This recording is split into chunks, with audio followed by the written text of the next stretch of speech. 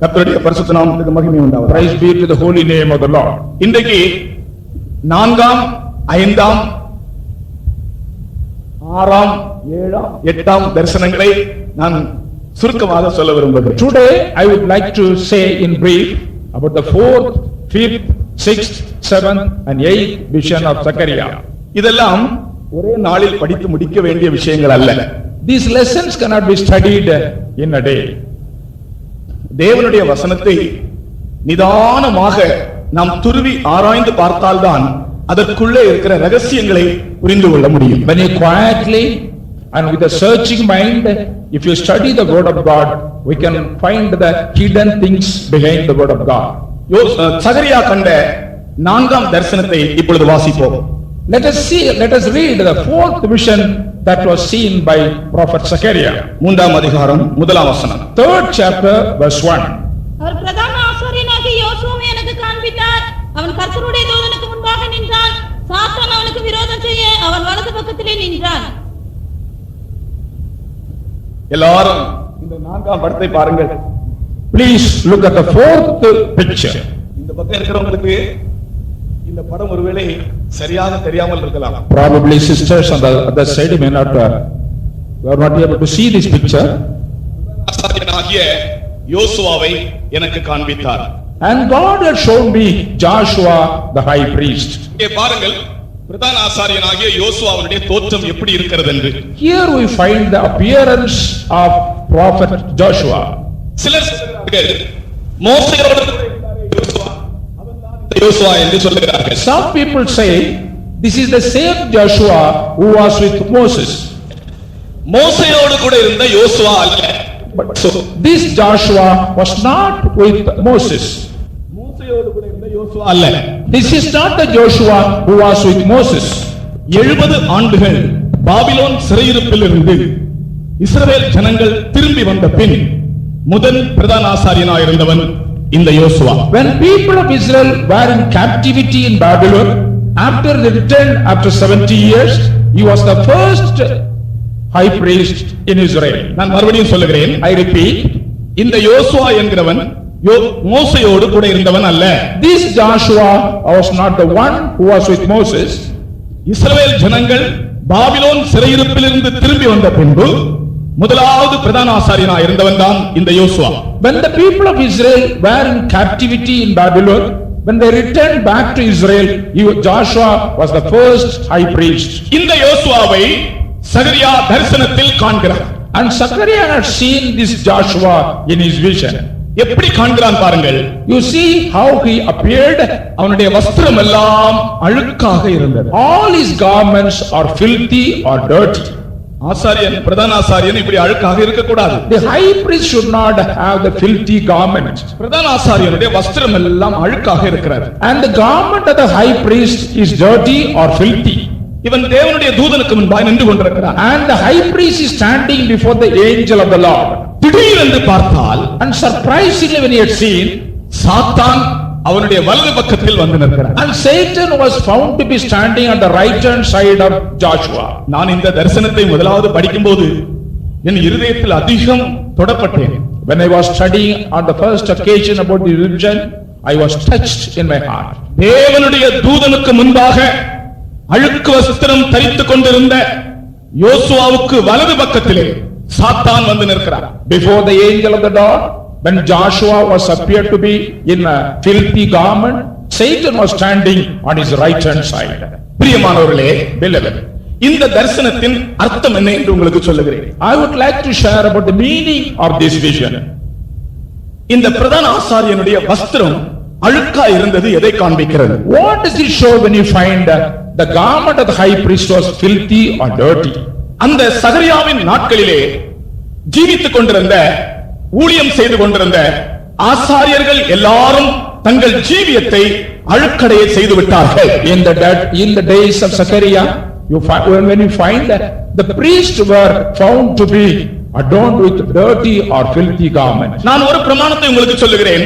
I would like to say the law first. பிரதான ஆசாரியன் தன்னுடைய வஸ்திரத்திலே வேர்வை கூட படாமல் பாதுகாக்க வேண்டுமா? வேர்வை, சரீரத்தினுடைய வேர்வை கூட பிரதான ஆசாரியனுடைய வஸ்திரத்தில் படாதபடிக்கு இவ்வளவு கவனமாக அவன் தன் வஸ்திரத்தை காத்துக்கொள்ள வேண்டுமா?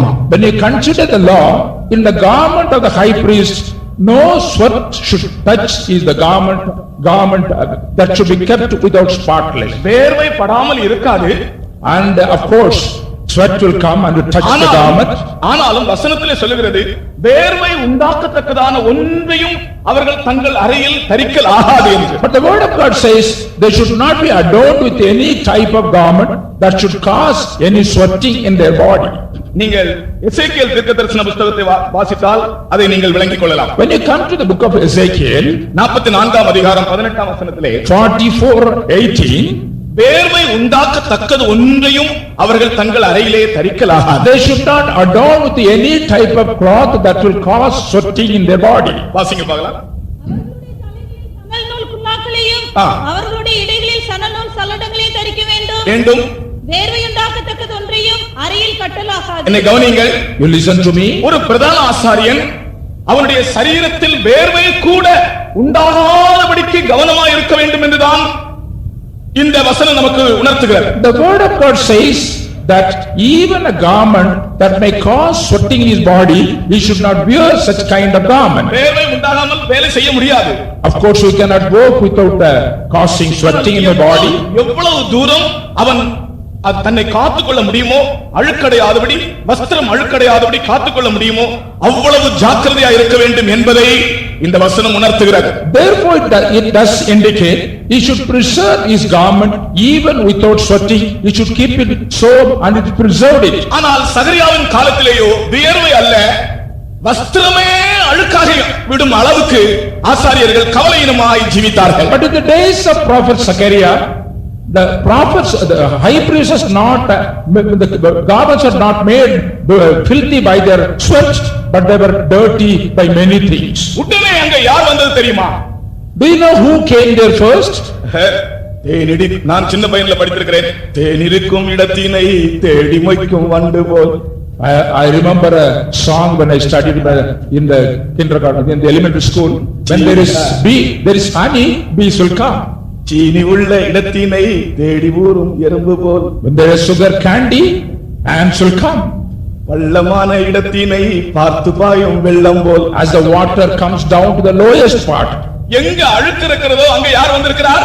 Where there is dirty, who comes there? எங்கே யார் வந்திருக்கிறது? அழுக்கு இருக்கும் இடத்தினை தேடி வரும் சாத்தான் போல். When there is filthy and dirty, Satan will come.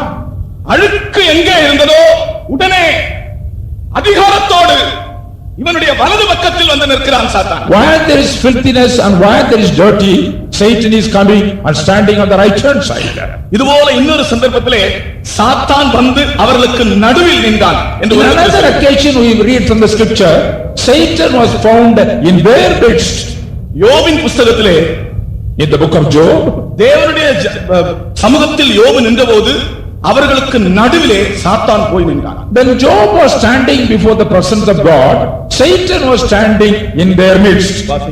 இன்னொரு நாளிலே தேவபுத்திரர் கர்த்தருடைய சந்நிதியில் வந்து நின்றபோது சாத்தானும் அவர்கள் நடுவிலே கர்த்தருடைய சந்நிதியில் வந்து நின்றான். சாத்தானும் அவர்கள் நடுவிலே வந்து நின்றானாம். And Satan was found to be standing in their midst. என்ன தைரியம் இந்த சாத்தானுக்கு இல்லையா? How dare the Satan is. என்ன தைரியம் இந்த சாத்தானுக்கு? How dare he is. அவன் தெய்வ பயம் இல்லாதவன். He is without the fear of the Lord. இங்கே பிரதான ஆசாரியனை குற்றப்படுத்தும்படியாக வலது பக்கத்திலே வந்து நிற்கிறார். Yes, Satan is standing on the right hand of the high priest to accuse him. சாத்தானை பற்றி இன்றைக்கு நான் 3 காரியங்கள் சொல்லுகிறேன். I would like to say 3 things about Satan. 4 காரியங்கள் சொல்லுகிறேன் சாத்தானை. 4 things concerning Satan. அவன் என்னென்ன செய்கிறான்? And what will he do normally? முதலாவதாக அவன் நம்மை சோதிக்கிறான். First is tempting us. மத்தேயு எழுதின சுவிசேஷம் 4ஆம் அதிகாரம் வாசித்து பாருங்கள். When you read Matthew's Gospel chapter 4, சாத்தான் நம்மை தேவ ஜனங்களை சோதிக்கிறான். Satan is tempting the children of God. 4ஆம் அதிகாரம் 3ஆம் வசனம். 4th chapter 3rd verse. அப்பொழுது சோதனைக்காரன் அவரிடத்தில் வந்து நீ தேவனுடைய குமாரனையானால் இந்த போதும். சாத்தானுக்கு இன்னொரு பெயர் சோதனைக்காரன், டெம்ப்டர். One name is called tempter. அவன் சோதிக்கிறவன். He is a tempter. சாத்தான் நம்மை சோதிக்கும்படி வருகிறான். Satan comes to tempt us. ஏன் திடீரென்று நமக்கு சில சோதனைகள் வருகிறது தெரியுமா? Why do you face temptations or trials? நல்லதான் காலையில ஜெபிச்சிருப்போம். Would have prayed well in the morning. 4 மணி பிரைசிங் எடுத்து நல்லா பிரைசிங் பண்ணிருப்போம். In the praising hours would have praised well. நன்றாக Bible வாசித்திருப்போம். Would have read the Bible well. திடீரென்று எதிர்பாராத விதத்தில் ஒரு சோதனை But வருகிறது. surprisingly, in an unexpected manner, there will be a temptation. இதற்கு காரணம் என்ன? What is the reason to have such kind of temptation? சாத்தான் தான் நம்மை சோதிக்கும்படி வருகிறான். Satan comes to tempt us. இயேசுவை சோதிக்கும்படி வந்தவன் நம்மை விடுவானா? When he tempts even Lord Jesus Christ, will he spare us? ஆகையினால் தான் இயேசு சொன்னார், நீங்கள் சோதனைக்கு உட்படாதபடிக்கு விழித்திருந்து ஜெபம் பண்ணுங்க. Therefore Lord Jesus Christ said, be vigilant and watchful in prayer that you may not be tempted. பரமண்டல ஜெபத்திலும் கூட ஒரு வார்த்தை கர்த்தர் சொன்னார். In the Lord's prayer, Lord Jesus said, எங்களை சோதனைக்கு உட்பட பண்ணாமல் தீமை நின்று எங்களை ரட்சித்துக் கொள்ளும். preserve us from temptation. கர்த்தருக்கு Praise ஸ்தோத்திரம். be to God. அப்போ ஒவ்வொரு நாளும் சாத்தான் நம்மை சோதிக்கும்படி வருவான் என்பதை முன்கூட்டியே நாம் அறிந்திருக்க வேண்டும். Therefore we should have an advanced understanding that Satan will come to tempt us. ஆகையால் ஒவ்வொரு நாளும் நீங்கள் அதிகாலையில் எழும்பி ஜெபிக்கும்போது, ஆண்டவரே இன்றைக்கு சாத்தான் என்னை சோதிக்க கூடாது, அப்படி அவன் என்னை சோதித்தாலும் நீர் எனக்கு சோதனையில் ஜெயம் தர வேண்டும், அப்படி நாம் ஜெபிக்க வேண்டும். Therefore every day at the early morning when we pray, we should pray in this manner, Lord, you should not give me the temptation. If at all there is temptation, Lord, give me victory over the temptation. இயேசு கிறிஸ்துவை எதை கொண்டு சோதிக்கிறான் பாருங்கள். You see, with what things Lord Jesus was tempted by Satan? 40 நாள் அவர் உபவாசமா இருந்து பசியா இருந்தபோது, When he was fasting for 40 days and when he was hunger, he was tempted. சாத்தான் வந்து இயேசுவிடத்தில் சொல்கிறார், நீ தேவனுடைய குமாரன் தானே? When Satan came before Lord Jesus Christ and asked him, are you the son of God? அப்படியானால் இந்த கல்லெல்லாம் அப்பமாக்கி நீ சாப்பிடுமே. In that case, you turn all the stone into bread and eat it. உடனே நாம இருந்தா என்ன சொல்லிருப்போம்? If we were in that place, what would be our answer? நமக்கு தேவகுமாரனாகிய இயேசு போல ஒரு அதிகாரம் இருந்திருந்தா நம்ம என்ன சொல்லிருப்போம்? If you have the power like the son of God, what would be our answer? ஏய் சாத்தானே, எனக்கு அதிகாரம் இல்லை என்று நீ நினைக்கிறாயா? உடனே அந்த கல்லை எடுத்து கையில வைத்து, பரமபிதாவே இந்த கல்லை நீர் எனக்கு இட்லியாக மாற்றி தாரும் என்றால் அது இட்லியா மாறிடும். Oh Satan, do you think that I do not have the power? Immediately we will take up the stone and will pray to the Lord, Lord, turn this stone into idli. உலகத்தை உண்டாக்கினவர் இந்த கல்லை அப்பமாய் மாற்ற முடியாதா? The creator God of this world, will he not change the stone into bread? பிசாசு ஒரு புத்தி இல்லாதவன். Satan in a way was foolish. உண்டாக கடவுது என்று சொன்னபோது அனைத்தும் உண்டாயிற்றே. When God said, let there be things, it was done. அப்படிப்பட்ட சிருஷ்டிகர்த்தரிடத்திலே வந்து கல்லை அப்பமாக்க சொல்லுகிறானே, அவன் புத்தி இல்லாதவன். He is coming before the creator God and saying and commanding him to turn the stone into bread.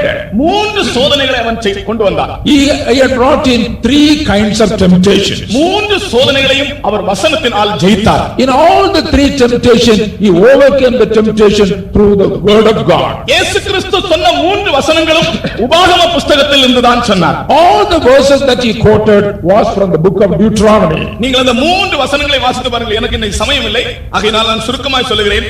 அந்த 3 வசனங்களை நீங்கள் வாசித்து பார்த்தால் உபாகம புத்தகத்தில் இருந்து தான் ஆண்டவர் எடுத்து சொன்னார். When you read the 3 verses the Lord Jesus Christ quoted, all the 3 verses from the book of Deuteronomy. ஆகையால் பிசாசு நம்மை சோதிப்பதை ஜெயிக்க வேண்டும் என்றால் நன்றாக பைபிள் வசனம் தெரிந்திருக்க வேண்டும். Therefore, if you want to overcome this temptation of Satan, we need to have a right understanding about the word of God. ஆகையினால் தான் நீங்கள் ஒவ்வொரு நாளும் குறைந்தது ஒரு 10 அதிகாரமாகிலும் வேத புத்தகம் வாசிக்க வேண்டும். Therefore, every day you should study at least 10 chapters. எங்களுடைய நான் பெங்களூர்ல இருக்கும்போது எங்களுடைய சென்ட்ரல் பாஸ்டரா இருக்கிற அப்பொழுது பெங்களூர் சென்ட்ரல் பாஸ்டரா இருந்த பாஸ்டர் செல்வம் ஒரு நாள் 30 அதிகாரம் வாசிப்பார். When I was in Bangalore, we used to understand from our chief pastor Selvam, he used to read 30 chapters in a day. ஒரு நாள் 30 அதிகாரம் வாசிப்பார் Bible. He used to read 30 chapters in a day from the Bible. வேத புத்தகம் நான் சொல்லுகிறேன், குறைந்தபட்சம் ஒரு ஊழியக்காரன் ஆனாலும் சரி, ஒரு விசுவாசி ஆனாலும் சரி, ஊழியக்காரர்கள் அதிகமாக தான் படிக்க வேண்டும். குறைந்தபட்சம் 10 அதிகாரங்களாகிலும் வேத புஸ்தகத்தை ஒரு நாளிலே நாம் வாசித்திருக்க வேண்டும். Whether you are a servant of God or the believer, you should at least in a minimum way you should study at least 10 chapters. தேவகுமாரனாகிய இயேசு தேவாலயத்துக்கு சென்றபோது ஏசாயா தீர்க்கதரிசன புஸ்தகம் அவரிடத்தில் கொடுக்கப்பட்டது. முழுவதையும் அவர் வாசித்து பார்த்தார்.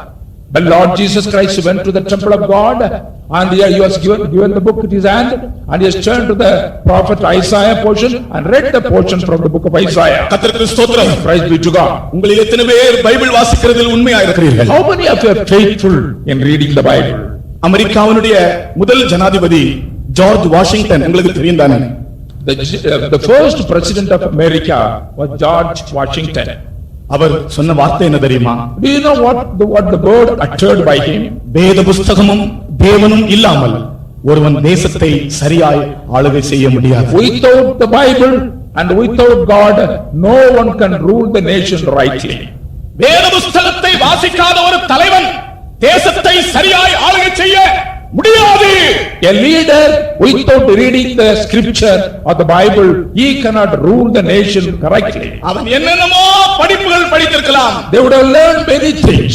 வேத புஸ்தகத்தின் அறிவில்லாமல் ஒரு தலைவன் நாட்டை சரியாய் ஆளுகை செய்ய இயலாது இயலாது இயலாது என்று சொல்லுகிறேன். Without the knowledge of the Bible, no leader can lead or rule the nation. கர்த்தருக்கு ஸ்தோத்திரம். Praise be to God.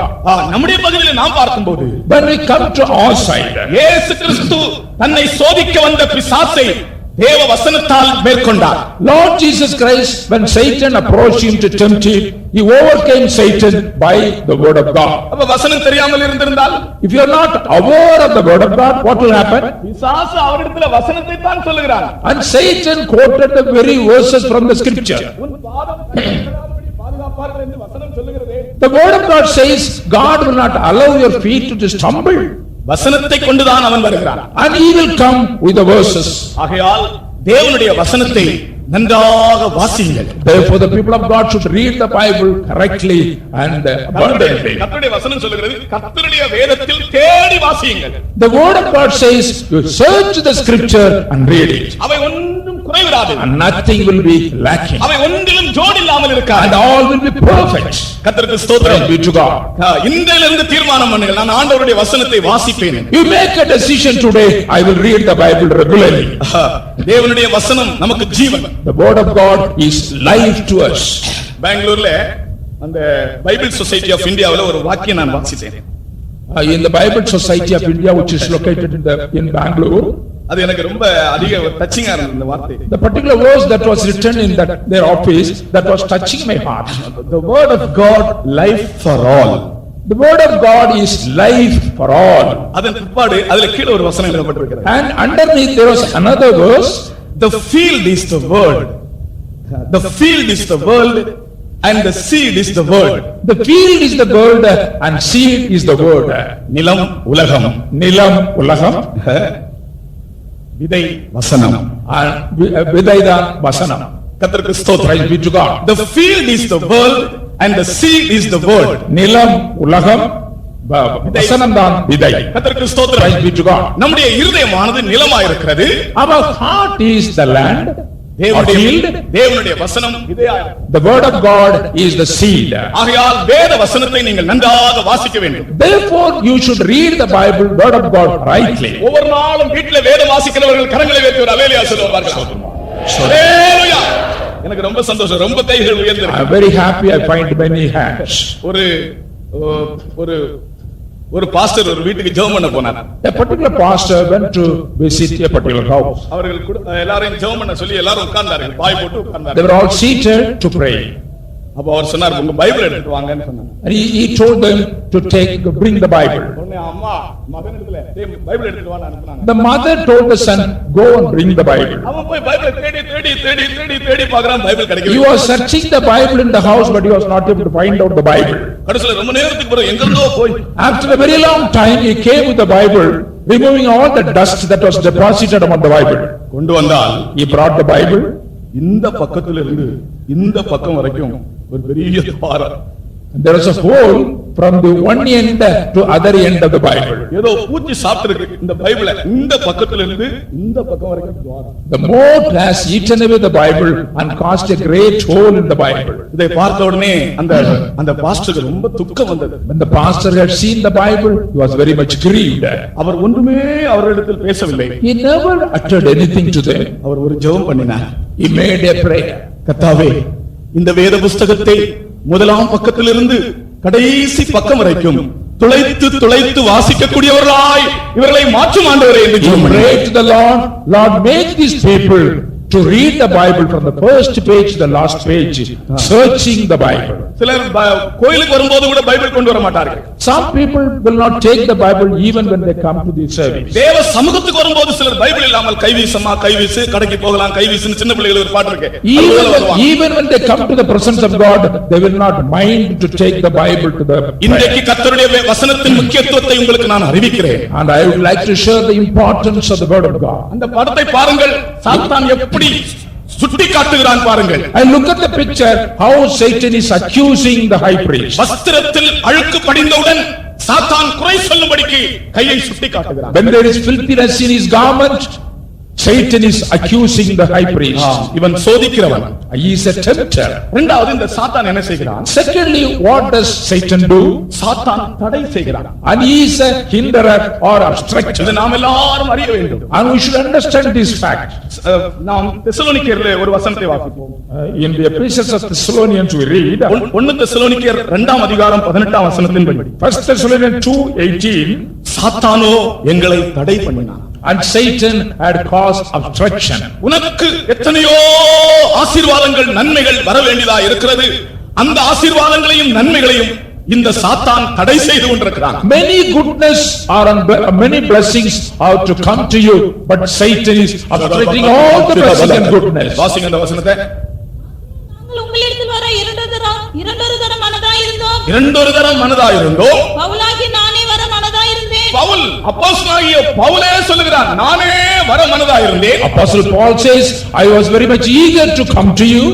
சாத்தானோ எங்களை தடை பண்ணினான். சாத்தானோ எங்களை தடை பண்ணினான். நல்ல வாசிக்கும் போது கூட தடை பண்ணுவான். And Satan had obstructed it. கர்த்தருக்கு ஸ்தோத்திரம். Praise be to God. சாத்தானோ எங்களை தடை But பண்ணினான். Satan had obstructed us. நாங்கள் கூட்டத்துக்கு வர இரண்டொரு தரம் மனதாயிருந்தோம். On 2-3 occasions we were eager to come to the meeting. எத்தனையோ பேர் இன்னைக்கு 4ஆம் நாள் தான் வந்திருக்காங்க. And முதல் நாளே விரும்பினோம், 2ஆம் நாளும் விரும்பினோம். சாத்தானோ எங்களை We had a desire to come to the first day, the second and third day, but Satan had obstructed us. We have come for the fourth day. நமக்காக தேவன் ஆயத்தமாக்கி வைத்திருக்கிற நன்மைகளை ஆசீர்வாதங்களை நாம் அனுபவிக்க முடியாதபடிக்கு தடை செய்கிறவன் தான் இந்த சாத்தான். Satan is obstructing all the goodness and the blessing that God is willing to give to us. தானியேல் ஜெபித்துக் கொண்டிருந்தானே, அந்த ஜெபத்தை இவன் எத்தனை நாள் தடை செய்தான் சொல்லுங்கள். Do you know when Daniel was making the offering the prayer, how many days he was obstructing the prayer?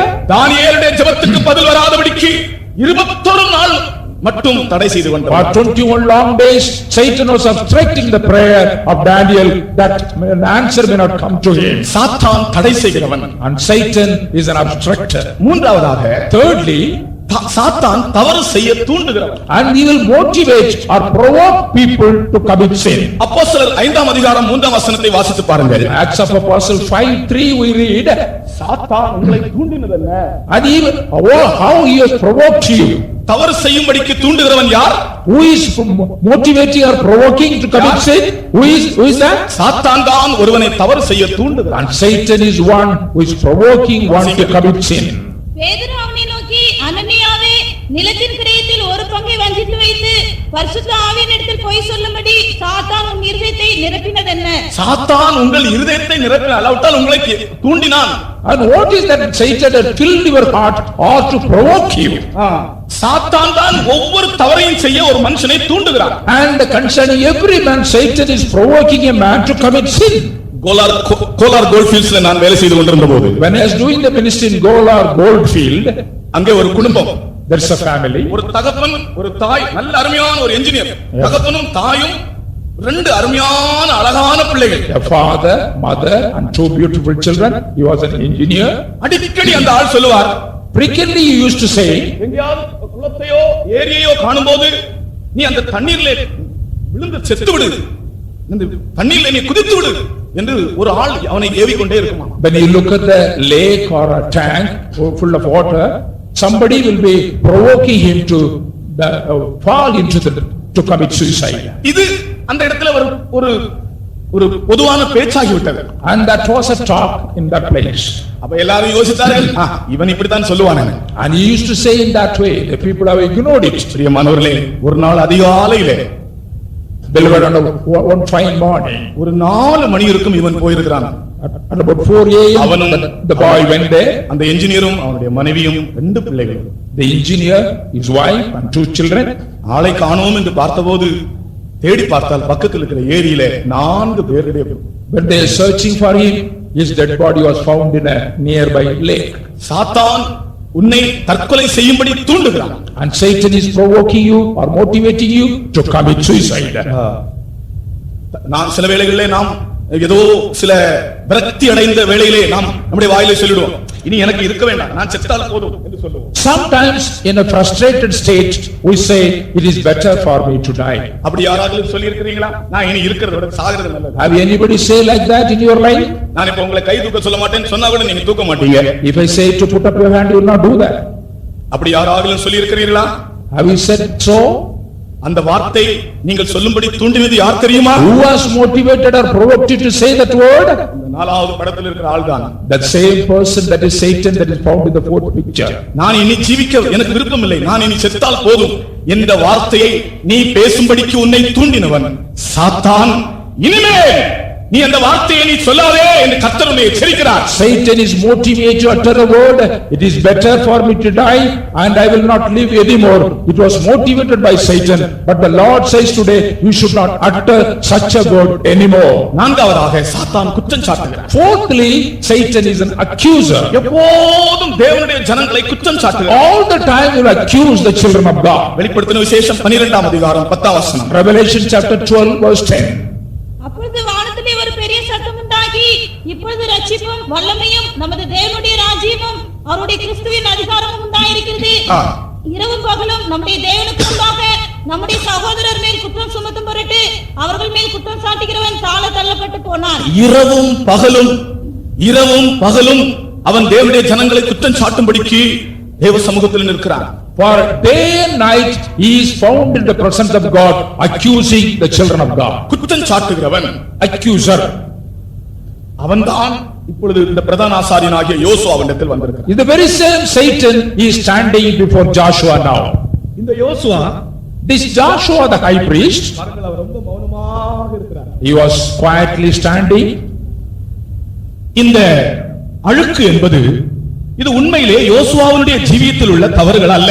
The filthiness or the dirty that is found upon the garment is not the things that happened in his life. இதை நீங்கள் நன்றாக புரிந்து கொள்ள வேண்டும். You must understand it very clearly. இது இவனுடைய சொந்த ஜீவியத்தில் உள்ள அழுக்குகள் அல்ல. This is not the filthiness committed by himself. ஏனென்றால் கர்த்தர் இவனை பற்றி சாட்சி சொல்லுகிறார். Because Lord has testified him about his life. இவன் அக்கினியிலிருந்து விடுவிக்கப்பட்ட கொள்ளி அல்லவா? He was a brand plucked out of the fire. கர்த்தருக்கு ஸ்தோத்திரம். Praise be to God. இந்த அழுக்கு என்பது அந்த நாட்களிலே ஆசாரிய ஊழியம் கரைப்பட்டிருந்ததை, அந்த நாட்களில் உள்ள ஆசாரியர்கள் எத்தனையோ பேர் சரியில்லாமல் இருந்தார்கள், ஊழியம் கரைப்பட்டது, அதுதான் இந்த அழுக்கு வெளிப்பட்டது. Because in the days of Zechariah even the very ministry of the priests were corrupted, and because of the corruption of the ministry his garment was filthy or dirty. நம்முடைய ஜீவியம், இந்த வஸ்திரம் என்பது நம்முடைய ஜீவியத்தையும் ஊழியத்தையும் காண்பிக்கிறது. Our garment shows our life and our ministry. நம்முடைய ஜீவியத்திலோ ஊழியத்திலோ ஏதாகிலும் ஒரு குறை வந்தால் உடனே சாத்தான் நம்மை குற்றம் சாட்டுவான். If there is something lacking in our life or wrong in our life or our ministry, immediately Satan will accuse us.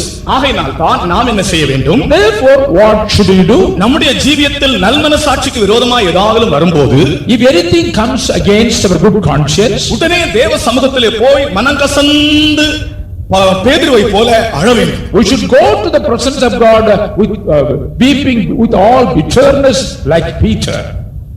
சேவல் கூவுகிறதான சத்தம் கேட்டபோது, before the cock crows, when he heard the voice of the cock crowing, பேதுரு வெளியே போய் மனங்கசந்து அழுதான். Peter went out And with all bitterness he cried out. அதுதான் மெய் மனஸ்தாபம் என்று அழைக்கப்படுகிறது. That was the genuine regret or repentance. உன்னுடைய குறைகளை, உன்னுடைய குற்றங்களை, உன்னுடைய ரகசிய பாவங்களை, அல்லாவிட்டால் உன்னுடைய மீறுதல்களை நீ மெய் மனஸ்தாபத்தோடு ஆண்டவரிடத்திலே சொல்லி அழுவா என்றால் இந்த சாத்தான் உன்னை குற்றம் சாட்ட முடியாது. Recollecting all your errors, recollecting all your transgression and sins, if you cry before, அதுதான் மெய் மனஸ்தாபம் என்று அழைக்கப்படுகிறது. that was the genuine regret or repentance. உன்னுடைய குறைகளை, உன்னுடைய குற்றங்களை, உன்னுடைய ரகசிய பாவங்களை, அல்லாவிட்டால் உன்னுடைய மீறுதல்களை நீ மெய் மனஸ்தாபத்தோடு ஆண்டவரிடத்திலே சொல்லி அழுவா என்றால் இந்த சாத்தான் உன்னை குற்றம் சாட்ட முடியாது. Recollecting all your errors, recollecting all your transgression and sins, if you cry before the Lord, Satan cannot accuse you at all. ஒரு பாஸ்டருக்கு இப்படி சம்பவிக்கலாம். A thing has happened in the life of a pastor. For a pastor, something happened in his life. He used to pray kneeling down, and Satan used to accuse him, have you not done this kind of sin? Have you not done this kind of error? உடனே இவருக்கு ஜெபம் பண்ண முடியாது, எழுதி விடும். And immediately you will not be in a position to pray, immediately will get up. இப்படியே சில நாட்கள் நடந்து கொண்டிருந்தது. For a very long time this was going on. இவருக்கு மிகவும் துக்கம். He was very much grieved. எல்லாம் கர்த்தரிடத்தில் சொன்னாராம். And one day he confessed everything to the Lord. கர்த்தாவே, எனக்கு ஜெபிக்க முடியவில்லை. Lord, I'm not able to pray. சாத்தான் என்னை குற்றம் சாட்டுகிறான். Satan is always accusing me. எல்லாம் அறிக்கை பண்ணார். And he confessed all things. அப்பொழுது அவருக்கு ஒரு வசனம் கிடைத்தது. And he had a word from the scripture. நான் நீதிமானாக்கினவனே, நான் தெரிந்து கொண்டவன் மேல் குற்றம் சுமத்துகிறவன் யார்? If against a chosen person, who can accuse against him? ரோமர் 8 அதிகாரம் 33 வசனம். In Romans chapter 8:33. ரோமர் 8 அதிகாரம் 33 வசனம். Romans 8:33. தேவன் தெரிந்து கொண்டவர்கள் மேல் குற்றம் சாட்டுகிறவன் யார்? தேவன் தெரிந்து கொண்டவன் மேல் குற்றம் சாட்டுகிறவன் யார்? Who can accuse a person who was chosen by the Lord? அல்லது தேவன் சுத்திகரித்தவன் மேல் குற்றம் சாட்டுகிறவன் யார்? Or who can accuse him who was sanctified by the Lord? இப்போ இவருக்கு நல்ல இருதயம். Now he is having a good heart. He sat to pray, kneel down to pray. The same Satan came before him who came yesterday. On such a day you did such kind of error or sin. The pastor was got wild. பிசாசு சொல்கிறார், நீ இந்த நாள் இது செய்தாயே. And Satan told him, you have done this kind of sin and that kind of sin on that day. இந்த pastor அந்த சாத்தான் இடத்துல, The pastor told Satan, ஆமா செய்தேன், உனக்கு என்ன வேணும்? yes, I did. What do you want now? என் இயேசுவிடத்தில் நான் அறிக்கை செய்து விட்டேன். I have confessed all my sins to the Lord. கர்த்தர் என்னை நீதிமானாய் மாற்றி இருக்கிறார். God had turned me as righteous. கர்த்தர் நீதிமானாய் மாற்றினவன் மேல் குற்றம் சாட்டுகிறவன் யார்? If God had made me righteous, who are you to accuse me? உங்களுக்கு எத்தனை பேருக்கு அப்படிப்பட்ட இருதயம் இருக்குது? சுத்த இருதயம். How many of you have the clean heart like this? இன்றைக்கு உங்களை குற்றம் சாட்டுகிற சாத்தானை கர்த்தர் கடிந்து கொள்ளப் போகிறார். God is going to rebuke Satan who is accusing you. இந்த தூதன் என்ன சொன்னான் தெரியுமா? Do you know what the angel said? சாத்தானே, எருசலேமை தெரிந்து கொண்ட தேவன் உன்னை கடிந்து கொள்வாராக என்று சொன்னான். Oh Satan, God who had chosen Jerusalem is rebuking you. எருசலேமை தெரிந்து கொண்ட தேவன் சாத்தானை இன்றைக்கு கடிந்து கொள்ளப் போகிறார். God who had chosen Jerusalem is going to rebuke Satan today. உங்களை சோதிக்க வருகிற சாத்தான், Satan is a tempter. உங்களுடைய நன்மைகளை தடை செய்கிற சாத்தான், The one who is obstructing all the blessing meant for you. உங்களை தவறு செய்ய தூண்டுகிற சாத்தான், The one who is motivating or provoking you to commit sin. எருசலேமை தெரிந்து கொண்ட தேவன் இன்றைக்கு கடிந்து கொள்ளப் போகிறார். God who had chosen Jerusalem is to rebuke Satan. ஐந்தாம் தரிசனம். Let us come to the fifth vision. ஐந்தாம் தரிசனத்தை வாசிப்போம். Let us read the fifth vision, 4ஆம் அதிகாரம் 4th chapter, 2ஆம் வசனத்திலிருந்து கீழே வாசியுங்கள். verses from 2. 2ஆம் வசனம் மாத்திரம் வாசித்தாலும் போதும். Verse 2 alone. நீ காண்கிறது என்னவென்று கேட்டார். அதற்கு நான், இதோ முழுவதும் பொன்னினால் செய்யப்பட்ட குத்துவிளக்கை காண்கிறேன். அதன் உச்சியில் அதன் பின்னமும், அதன் மேல் அதன் 7 அகல்களும், அதன் உச்சியில் இருக்கிற அகல்களுக்கு போகிற 7 குழாய்களும் இருக்கிறது. கர்த்தருக்கு ஸ்தோத்திரம். Praise be to God. இந்த ஐந்தாம் படத்தை எல்லாரும் பாருங்கள். Please look at the fifth picture in the chart. இதுதான் சகரியா கண்டதான ஐந்தாம் தரிசனம். This is the fifth vision seen by prophet Zechariah. ஒரு பொன் குத்து விளக்கு, It's a golden candlestick, candlestand. அதனுடைய இரு பக்கங்களிலும் 2 ஒலிவ மரங்கள். On either side of the candlestand we find 2 olive trees. இந்த ஒலிவ மரத்திலிருந்து 2 பொன் குழாய்கள். And we find a pipe connecting the 2 olive trees. இந்த ஒலிவ மரத்திலிருந்து வருகிற பொன் குழாய்கள் வழியாக ஒலிவ எண்ணெய் இந்த குத்து விளக்கு எரியும்படியாக அதிலே வடிந்து கொண்டே And the olive tree, through the pipe, the olive oil is dropped to the bowl of the candlestand. கர்த்தருக்கு ஸ்தோத்திரம். Praise be to God. இதுதான் ஐந்தாம் தரிசனம். And this is the fifth vision of prophet. இந்த குத்து விளக்கு ஆசரிப்பு கூடாரத்தில் தேவன் மோசேக்கு காண்பித்தாரே அதுபோல உள்ள குத்து விளக்கு அல்ல. This is not the golden candlestand which was found in the tabernacle as shown to Moses. அந்த குத்து விளக்குக்கும் இந்த குத்து விளக்குக்கும் அமைப்பில் ஒரு சற்று சிறிய வித்தியாசம் உண்டு. There is a slight difference between the candlestand the lampstand that was found in the tabernacle and this found in this vision. ஆசரிப்பு கூடாரத்தில் இருந்த குத்து விளக்கு எரிய ஒலிவ எண்ணெய் இஸ்ரவேல் ஜனங்களே கொண்டு வந்தார்கள். The olive oil to burn the candlestand in the tabernacle, the oil was brought by the people of Israel themselves. ஆனால் இந்த குத்து விளக்கு எரிய வேண்டிய எண்ணெய் பக்கத்திலே நிற்கிற ஒலிவ மரத்திலிருந்து தானாக வருகிறது. But here we find the olive oil needed to burn the candlestand is supplied by the olive tree itself. இந்த குத்து விளக்கு என்பது அது ஆசரிப்பு கூடாரத்தில் இருந்த குத்து விளக்கானாலும் சரி, சகரியா கண்ட குத்து விளக்கானாலும் சரி, குத்து விளக்கு என்பது தேவனுடைய சபையை காண்பிக்கிறது. Whatever it may be, whether it may be the candlestand that is found in the tabernacle or the candlestand that is seen by prophet Zechariah, it means or it shows the church of God. ஏன் சபை குத்து விளக்காக சொல்லப்படுகிறது? Why the church is compared or likened to the lampstand? சபை என்பது அந்தகாரம் நிறைந்த உலகத்திலே தீபம் கொடுக்கிற ஒரு வெளிச்சமாக இந்த உலகத்தில் ஆண்டவர் வைத்திருக்கிறார். Because church is in the darkened world so that it can give out light to the darkened world. அது பழைய ஏற்பாட்டிலானாலும் புதிய ஏற்பாட்டிலானாலும் சபை, பழைய ஏற்பாட்டு சபையும் அப்படித்தான், புதிய ஏற்பாட்டு சபையும் அப்படித்தான், அந்தகாரத்தின் நடுவிலே வெளிச்சம் கொடுக்கும்படியாக தேவனுடைய சபை காணப்பட்டது. Whether it is in the age of Old Testament age or the New Testament church, it means in the darkened world that should give out light to the world. கர்த்தருக்கு ஸ்தோத்திரம். Praise be to God. வேத புத்தகத்தை நீங்கள் தொடக்கத்தில் இருந்து வாசித்து பாருங்கள். When you read the Bible from the beginning, வெளிச்சத்தில் தொடங்கி வெளிச்சத்தில் முடிகிறது. it starts in light and ends in light. வேத புத்தகத்தை ஆரம்பத்தில் நீங்கள் வாசித்தால் வெளிச்சம் உண்டாக கடவுது என்று ஆரம்பிக்கிறது. கடைசியிலே நீங்கள் வாசித்தால் அதற்கு சூரியனோ சந்திரனோ வெளிச்சம் கொடுக்க தேவையில்லை, ஆட்டுக்குட்டியானவரே அதற்கு விளக்கு என்று சொல்லி அந்த பைபிள் முடிகிறது. In the beginning of the Bible we find let there be light and there was light, and in the last book of the Bible we read there was no sun or moon, the lamp of God it himself was the light. பழைய ஏற்பாட்டையும் புதிய ஏற்பாட்டையும் தனித்தனியாக சொல்கிறேன். பழைய ஏற்பாடும் அப்படித்தான், ஆரம்பிக்கும் போது வெளிச்சத்தில் ஆரம்பித்து பழைய ஏற்பாடு முடியும் போது நீதியின் சூரியன் உங்கள் மேல் உதிப்பார் என்று சொல்லி முடிகிறது. And when you consider the Old Testament, it starts with the word light and ends with the word light, saying let there be a sun of righteousness come upon you. Amen. Praise the Lord. புதிய ஏற்பாடு ஆரம்பிக்கும் போது எப்படி ஆரம்பிக்கிறது? இருளில் இருக்கிற ஜனங்கள் பெரிய வெளிச்சத்தை கண்டார்கள் என்று வெளிச்சத்தில் ஆரம்பித்து கடைசியில் வெளிப்படுத்தின விசேஷத்தில் வெளிச்சத்தில் In the New Testament also we find it begins with the light, saying people have seen a light who are living in the darkness, and it ends with the light in the last chapter. அப்படி என்றால் ஆண்டவருடைய நோக்கம் என்ன? In that case, what is the purpose of God? தேவனுடைய ஜனங்கள் இந்த உலகத்திலே வெளிச்சம் கொடுக்கிற ஒரு குத்து விளக்கை போல் இருக்க வேண்டும். Because the people of God should give out light like the lampstand. உலகம் அந்தகாரம் நிறைந்து காணப்படுகிறது. Because the world is filled with darkness. காரிருள் பூமியை மூடிக்கொண்டு வருகிறது. The utter darkness is covering this world. அந்த அந்தகாரத்தின் நடுவிலே தேவனுடைய சபை குத்துவிளக்காய் எரிந்து பிரகாசிக்க வேண்டும். In the midst of the darkness, the church of God should shine like a lampstand. கர்த்தருக்கு ஸ்தோத்திரம். Praise be to God. நம்ம எல்லாரையும் கர்த்தர் வெளிச்சம் கொடுக்கிற நட்சத்திரங்களாய் வைத்திருக்கிறார். God has ordained us as stars, and the cricket players are called stars. வேத புத்தகம் அதை நிராகரிக்கிறது.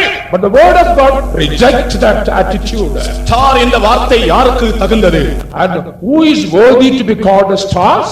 நீதிமான்கள் தான் நட்சத்திரங்களைப் போல் Only the righteous will shine like stars. கர்த்தருக்கு ஸ்தோத்திரம். Praise be to God. ஞானவான்கள் ஆகாய மண்டலத்தின் ஒளியைப் போலவும் All the wise will be found like the light in the sky. அநேகரை நீதிக்குட்படுத்துகிறார்கள் நட்சத்திரங்களைப் போலவும் என்றைக்கும் உள்ள சதா காலங்களிலும் பிரகாசிப்பார்கள். அவர்கள் தான் உண்மையான stars. People who are leading the people to righteousness, they are the real stars. உலகத்துல இன்னைக்கு ஸ்டார்னு சொன்னா நட்சத்திரம், நட்சத்திரம்னு சொன்னா யாராவது சினிமால நடிக்க போயிட்டு அவங்க star. In the worldly way, in the worldly parlance, when they say star, it shows the actors and actresses. அந்தகாரத்தில் அவர்கள் வெளிச்சம் கொடுக்க முடியுமா? Can they give light in the utter darkness in the world? அந்தகாரம் நிறைந்த உலகத்தில் ஒரு சினிமா நடிக்கிற நடிகனோ நடிகையோ வெளிச்சம் கொடுக்க முடியுமா? Can a cinema actor or a cinema actress can live to the darkened world? எவ்வளவு மதியீனம்! What a foolishness it is! சத்தியத்துக்கு மாறான எவ்வளவு பயங்கரமான காரியம்! It is a terrible fact against the truth of God. இதுவும் ஒரு சாத்தானுடைய வஞ்சனைதான். This is the cunningness and the deception of Satan. வெளிச்சம் கொடுக்கிற நட்சத்திரங்கள் தான் நீதிமான்கள். Righteous people are the people who are giving out light to the world. பாவத்திலிருந்து விடுதலை பெற்ற ஒரு தேவனுடைய பிள்ளை. A child of God was delivered from sin. பரிசுத்தமாய் ஜீவிக்கிற ஒரு தேவனுடைய பிள்ளை. The people of God who is living with holiness. தேவ சித்தம் செய்கிற தேவனுடைய பிள்ளை. People of God who are doing the perfect will of God. அவர்கள் தான் நட்சத்திரங்கள். They are the stars. இப்பொழுது நான் கேட்கிறேன் நட்சத்திரங்கள் எல்லாம் ஒரு அல்லேலூயா சொல்லுங்க. Let us also சில நட்சத்திரங்களுக்கு அல்லேலூயாவே இல்ல. and many stars are not able to say hallelujah. கர்த்தருக்கு ஸ்தோத்திரம். Praise be to God. நான் சொன்ன சத்தியம் அது அப்படித்தான் நாங்கள் அதை அப்படியே ஆமோதிக்கிறோம் என்று சொல்றோங்க. கரங்களை உயர்த்தி அந்த நட்சத்திரங்கள் எல்லாம் ஒரு அல்லேலூயா சொல்லுவோம். அல்லேலூயா. பாவத்திலே விடுதலை இல்லாத ஒரு நட்சத்திரம் அல்ல அருமையானவர்களே. Those who are not delivered from sin, they are not stars at all. In the book of Daniel 12 we read, ஞானவான்கள் ஆகாய மண்டலத்தின் ஒளியைப் போலவும் ஞானவான்கள் ஆகாய மண்டலத்தின் ஒளியைப் போலவும் அநேகரை நீதிக்குட்படுத்துகிறவர்கள் நட்சத்திரங்களைப் போலவும் என்றென்றைக்கும் உள்ள சதா காலங்களிலும் பிரகாசிப்பார்கள். என்றென்றைக்கும் உள்ள சதா காலங்களிலும் பிரகாசிப்பார்கள். whatever endeavor they shall shine like the light. ஞானவான்களும் நீதிமான்களும் wise and righteous. கர்த்தருக்கு ஸ்தோத்திரம். Praise be to God. அப்படிப்பட்ட வெளிச்சம் கொடுக்கும்படியாகத்தான் ஆண்டவர் நம்மை சபையில் கொண்டு வந்தார். God had brought us to the church so that we may give light to the darkened world. இயேசு கிறிஸ்துவை பற்றி சொல்லப்பட்டிருக்கிறது. Concerning Lord Jesus Christ it is written, அவருக்குள் ஜீவன் இருந்தது, அந்த ஜீவன் மனுஷருக்கு வெளிச்சமாய். there was life in him and the life was given light to the man, to the world. அப்படி என்றால் ஒருவன் இந்த உலகத்தில் ஒருவனுடைய ஜீவியம் இந்த உலகத்தில் பிரகாசிக்க வேண்டும் என்றால் அவன் இயேசு கிறிஸ்துவோடு ஐக்கியப்பட்டவனாய் இருக்க வேண்டும். In that case, if a man has to give out light to the world, he should come to Lord Jesus Christ. இயேசு கிறிஸ்துவுக்குள் இருக்கிற ஜீவன் தான் உலகத்துக்கு வெளிச்சமா இருக்கிறது. The life in Lord Jesus Christ is giving out light to the world. அப்ப இந்த குத்துவிளக்கு சபையை காண்பிக்கிறது. Therefore the candlestand shows the church of God. இதற்கு ரெண்டு பக்கத்திலும் ரெண்டு ஒலிவ மரங்கள். On either side of the candlestand we find olive trees. இந்த ஒலிவ மரங்களை பற்றி Concerning the olive trees, இந்த ஒலிவ மரங்களை பற்றி நான் மூன்று விளக்கங்கள் சொல்லுகிறேன். I would like to say three aspects concerning the olive trees. இந்த ரெண்டு ஒலிவ மரங்களும் யார்? Who are these two olive trees? இதற்கு மூன்று அர்த்தங்கள் உண்டு. There are three meanings for the olive trees. ஒன்று, One, சகரியாவின் காலத்திலே இது பிரதான ஆசாரியனாகிய யோசுவாவையும் செருபாபேலையும் காண்பிக்கிறது. in the days of Zechariah, it shows the Joshua the high priest and Zerubbabel. அவர்கள் ரெண்டு பேரும் அபிஷேகம் பண்ணப்பட்ட லீடர்ஸ், தலைவர்கள். And they are the both anointed leaders of the people of Israel. யோசுவா அவர்களுடைய ஸ்பிரிச்சுவல் லீடர், ஆவிக்குரிய தலைவர். Joshua was the spiritual leader of the people. Zerubbabel அவர்களுடைய பொலிட்டிக்கல் லீடர், அல்லாஹ் அவர்களுடைய அரசியல் தலைவர். And Zerubbabel was their political leader or the civil leader. இந்த ரெண்டு பேரும் அபிஷேகம் பெற்றவர்களாய் தேவ சமூகத்தில் நின்றார்கள். Both these persons were anointed by God and they were found in the presence of God. ஒலிவ மரங்களை போல நிற்கிறார்கள். எப்படி? They were standing like olive trees. நம்ம இந்த ரோட்ல பாக்குறோமே முள்ளு மரம், அந்த முள்ளு மரம் அல்ல. We were seeing the காட்டுக்கருவே in the roads, it is not that.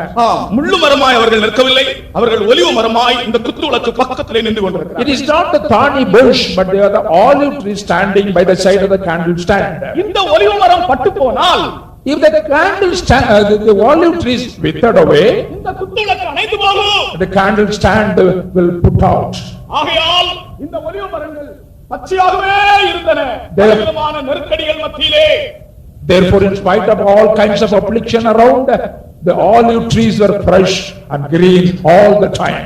எத்தனையோ பிரச்சனைகள் தலைவிரித்து தாண்டவம் ஆடின போதிலும் கூட இவர்கள் ரெண்டு பேரும் பச்சையான ஒலிவ மரமாக தங்கள் அபிஷேகத்தோடு நின்று கொண்டிருந்தார்கள். In the midst of afflictions and many problems, these two were standing like the olive trees, fresh and green. Solomon ஆலயம் கட்டும்போது ஈஸியா கட்டிட்டாங்க. Solomon, when Solomon has built the temple of God, he did it very easily. Solomon ஆலயம் கட்டுறது கஷ்டமே இல்லை. There was no difficulty for Solomon to build the temple of God.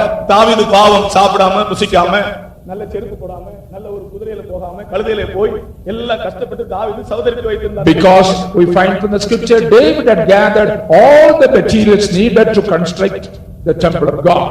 நான் வேதத்திலே வாசித்து பார்த்த அளவுக்கு தாவீது ஒரு குதிரையின் மேல் ஏறினதில்லை. David never had ride on a horse. தாவீதுக்கு ஒரு கழுதை தான் இருந்தது. David had a donkey. அவன் குதிரை மேல் கூட ஏறினதாக எனக்கு தெரியவில்லை. ஒருவேளை we don't find from the Bible that he ride on the horse. ஆகையால் தான் சாலமோனுடைய பட்டாபிஷேக விழா அன்றைக்கு தன்னுடைய கழுதையின் மேல் அவனை ஏற்றிக் கொண்டு போக சொன்னான். Therefore, the day of the coronation of Solomon, he was told to take his donkey. அவ்வளவு எளிமையிலே ஏழ்மையிலே எல்லாவற்றையும் ஆண்டவருக்காக சவதரித்து வைத்தான். He was so simple and humble, gathered all materials needed to build the temple of God. சாலமோனுடைய காலத்திலே வெள்ளி ஒரு மதிப்பே இல்லையா. இந்த பக்கத்துல இந்த ரோட்ல எல்லாம் போடுற ஜல்லி இருக்குது அதுபோல வெள்ளி. In the days of Solomon, silver has no value at all. They were heaped like stones we find on the roadside. சாலமோனுடைய ஆலயம் கட்டுவதற்கு எல்லாம் கூலிக்காரங்களை வைத்து கட்டினான். All the hired laborers were brought out to build the temple of God. ஆனால் செருபாபேலின் ஆலயம் அப்படி அல்ல. But not in the case of the temple of Zerubbabel. நெருக்கங்கள், போராட்டங்கள், அவமானங்கள், நிந்தைகள், கஷ்டங்கள், வறுமைகள், தரித்திரங்கள் எல்லாவற்றின் மத்தியிலே தேவனுடைய ஜனமாகிய இஸ்ரவேல் தாமே அந்த வேலையை செய்தார். In the midst of terrible afflictions, reproach, disgrace, all kinds of hardship, they built the temple of God. அபிஷேகத்தோடு நின்று அந்த ஆலயம் கட்டப்பட்டது. Standing with great anointing, they built the temple of God. ஒவ்வொரு கல்லை கொண்டு வரும்போது கிருபை கிருபை கிருபை கிருபை என்று அந்த ஆலயம் கட்டப்பட்டது. When they brought one stone, they were telling, let there be grace, let there be grace. That was the practice they had. கர்த்தருக்கு ஸ்தோத்திரம். Praise be to God. ஜனங்களில் அநேகர் உண்மை இல்லாமல் ஜீவித்தாலும் செருபாபேலும் யோசுவாவும் பச்சையான ஒலிவ மரம் போல அபிஷேகத்தோடு நின்று கொண்டிருந்தார்கள். Although many people were unfaithful to them, Joshua and Zerubbabel were faithful to the Lord and they were full of anointing. என்னை கேட்கிற சகோதரனே, ஒருவேளை இந்த சத்தியங்கள் உனக்கு தெரியாமல் மறைபொருளாய் இருக்குமாய் இருந்தாலும், Dear brother, if this truth is hidden to you, நான் ஒரு காரியம் உனக்கு சொல்லுகிறேன். I would like to share one thing. கர்த்தருடைய அபிஷேகம் உனக்கு இருக்கும் என்றால் உன்னுடைய வாழ்க்கையில் வருகிற எந்த பிரச்சனைகளையும் நீ மேற்கொள்ள முடியும். If you do have the anointing of the Holy Spirit, you can overcome any kind of problems in your life. உன்னை ஒரு பச்சையான ஒலிவ மரமாக ஆண்டவர் வைத்திருக்கிறார். And God has ordained you as a green olive tree. இது செருபாபேலையும் யோசுவாவையும் முதலாவது காண்பிக்கிறது. Therefore, these two olive trees show the Joshua the high priest and Zerubbabel. Secondly, the two olive trees, உபத்திரவ காலத்திலே ரெண்டு சாட்சிகளாக இருக்கிறார்களே, ஏனோக், எலியா, அவர்கள் ரெண்டு பேரையும் இந்த ஒலிவ மரங்கள் காண்பிக்கின்றன. Again it shows Elijah and Enoch who are found in the days of great tribulation. நான் வெளிப்படுத்தின விசேஷம் 11ஆம் அதிகாரம் என்று நினைக்கிறேன். Revelation chapter 11. அந்த ரெண்டு ஒலிவ மரங்களும் ரெண்டு ஒலிவ மரங்களும் ரெண்டு சாட்சிகள். The two olive trees indicate two witnesses that we find in the book of Revelation. 4ஆம் வசனம். 11:4. பூலோகத்தின் ஆண்டவருக்கு முன்பாக நிற்கிற 2 ஒலிவ மரங்களும் 2 விளக்கு தண்டுகளும் இவர்களே. கர்த்தருக்கு ஸ்தோத்திரம். Praise be to God. அந்த 2 ஒலிவ மரங்கள் யார்? Who are these 2 olive trees? மகா உபத்திரவ காலத்திலே In the great tribulation period, தைரியத்தோடும் வைராக்கியத்தோடும் அபிஷேகத்தோடும் தீர்க்க தரிசனம் சொல்லுகிற ஏனோக்கையும் எலியாவையும் காண்பிக்கிறது. Elijah, it shows Elijah and Enoch with great courage and conviction, they prophesied in the days of the great tribulation period. இன்றைக்கு இந்த 2 பேரும் எங்க இருக்கிறார்கள்? Where are they now today? ஏனோக்கும் எலியாவும் மரணத்தை காணாமல் எடுத்துக்கொள்ளப்பட்டார்கள். Enoch and Elijah were taken alive without seeing death. அவர்கள் தேவனுடைய ராஜ்யத்திலே போக முடியாது. என்ன மாம்சத்தோடும் இரத்தத்தோடும் பரலோக ராஜ்யத்திலே போக முடியாது. With blood and flesh they cannot enter the kingdom of God. மகா உபத்திரவ காலத்திலே தீர்க்க தரிசனம் சொல்லுகிறது என்று சொன்னால் லைட் இல்லாம பிரசங்கம் பண்றதை விட கடினமான காரியம். Prophesying in the days of great tribulation is preaching without light, as you find out. கிருபை இல்லை, There is no grace, அபிஷேகம் இல்லை, no anointing, ஜெபிக்கிற பரிசுத்தவான்கள் இல்லை, there is no saints to pray, சுவிசேஷம் இல்லை. there is no gospel. இது ஒன்றுமில்லாத நாட்களிலே ஆண்டவரை பற்றி தீர்க்க தரிசனம் சொல்ல வேண்டுமானால் அவர்களுக்கு எந்த அளவு வல்லமை இருந்திருக்கும் நீங்கள் யோசித்து பாருங்கள். In those days when all these things are absent, how courageous they were to proclaim the prophecy in the days of great tribulation. இனி அவர்கள் வரப்போகிறார்கள் தீர்க்க தரிசனம் சொல்லும்படியாக. And to prophesy, they will come again. அவர்கள் மரணத்தை காணாமல் எடுத்துக்கொள்ளப்பட்டவர்கள். Without seeing, tasting death, they will taken about. அவர்கள் எங்க இருக்கிறாங்களோ தெரியாது. ஆண்டவர் அவங்க 2 பேரையும் எங்கேயோ கொண்டு போய் எந்த பிளானட்ல வச்சிருக்காரு, செவ்வாய் கிரகத்துல வச்சிருக்காரோ புதன்ல வச்சிருக்காரோ We தெரியாது. do not know where they are, whether they've been kept in any planet, Mars or any other place. எங்கேயோ ஆண்டவர் அவர்களை மறைத்து வைத்திருக்கிறார். God had hidden them somewhere. அவர்கள் வர வேண்டிய நாட்கள் வரும்போது When the appointed day come, இந்த உலகத்துக்கு வருவார்கள். they will come to this world. அவர்கள் தீர்க்க தரிசனம் சொல்லுகிற நாட்கள் 1260 நாட்கள். 1220 days they will prophesy. கர்த்தருக்கு ஸ்தோத்திரம். Praise be to God. 1260 நாட்கள். 1260 days. 42 மாதங்கள்.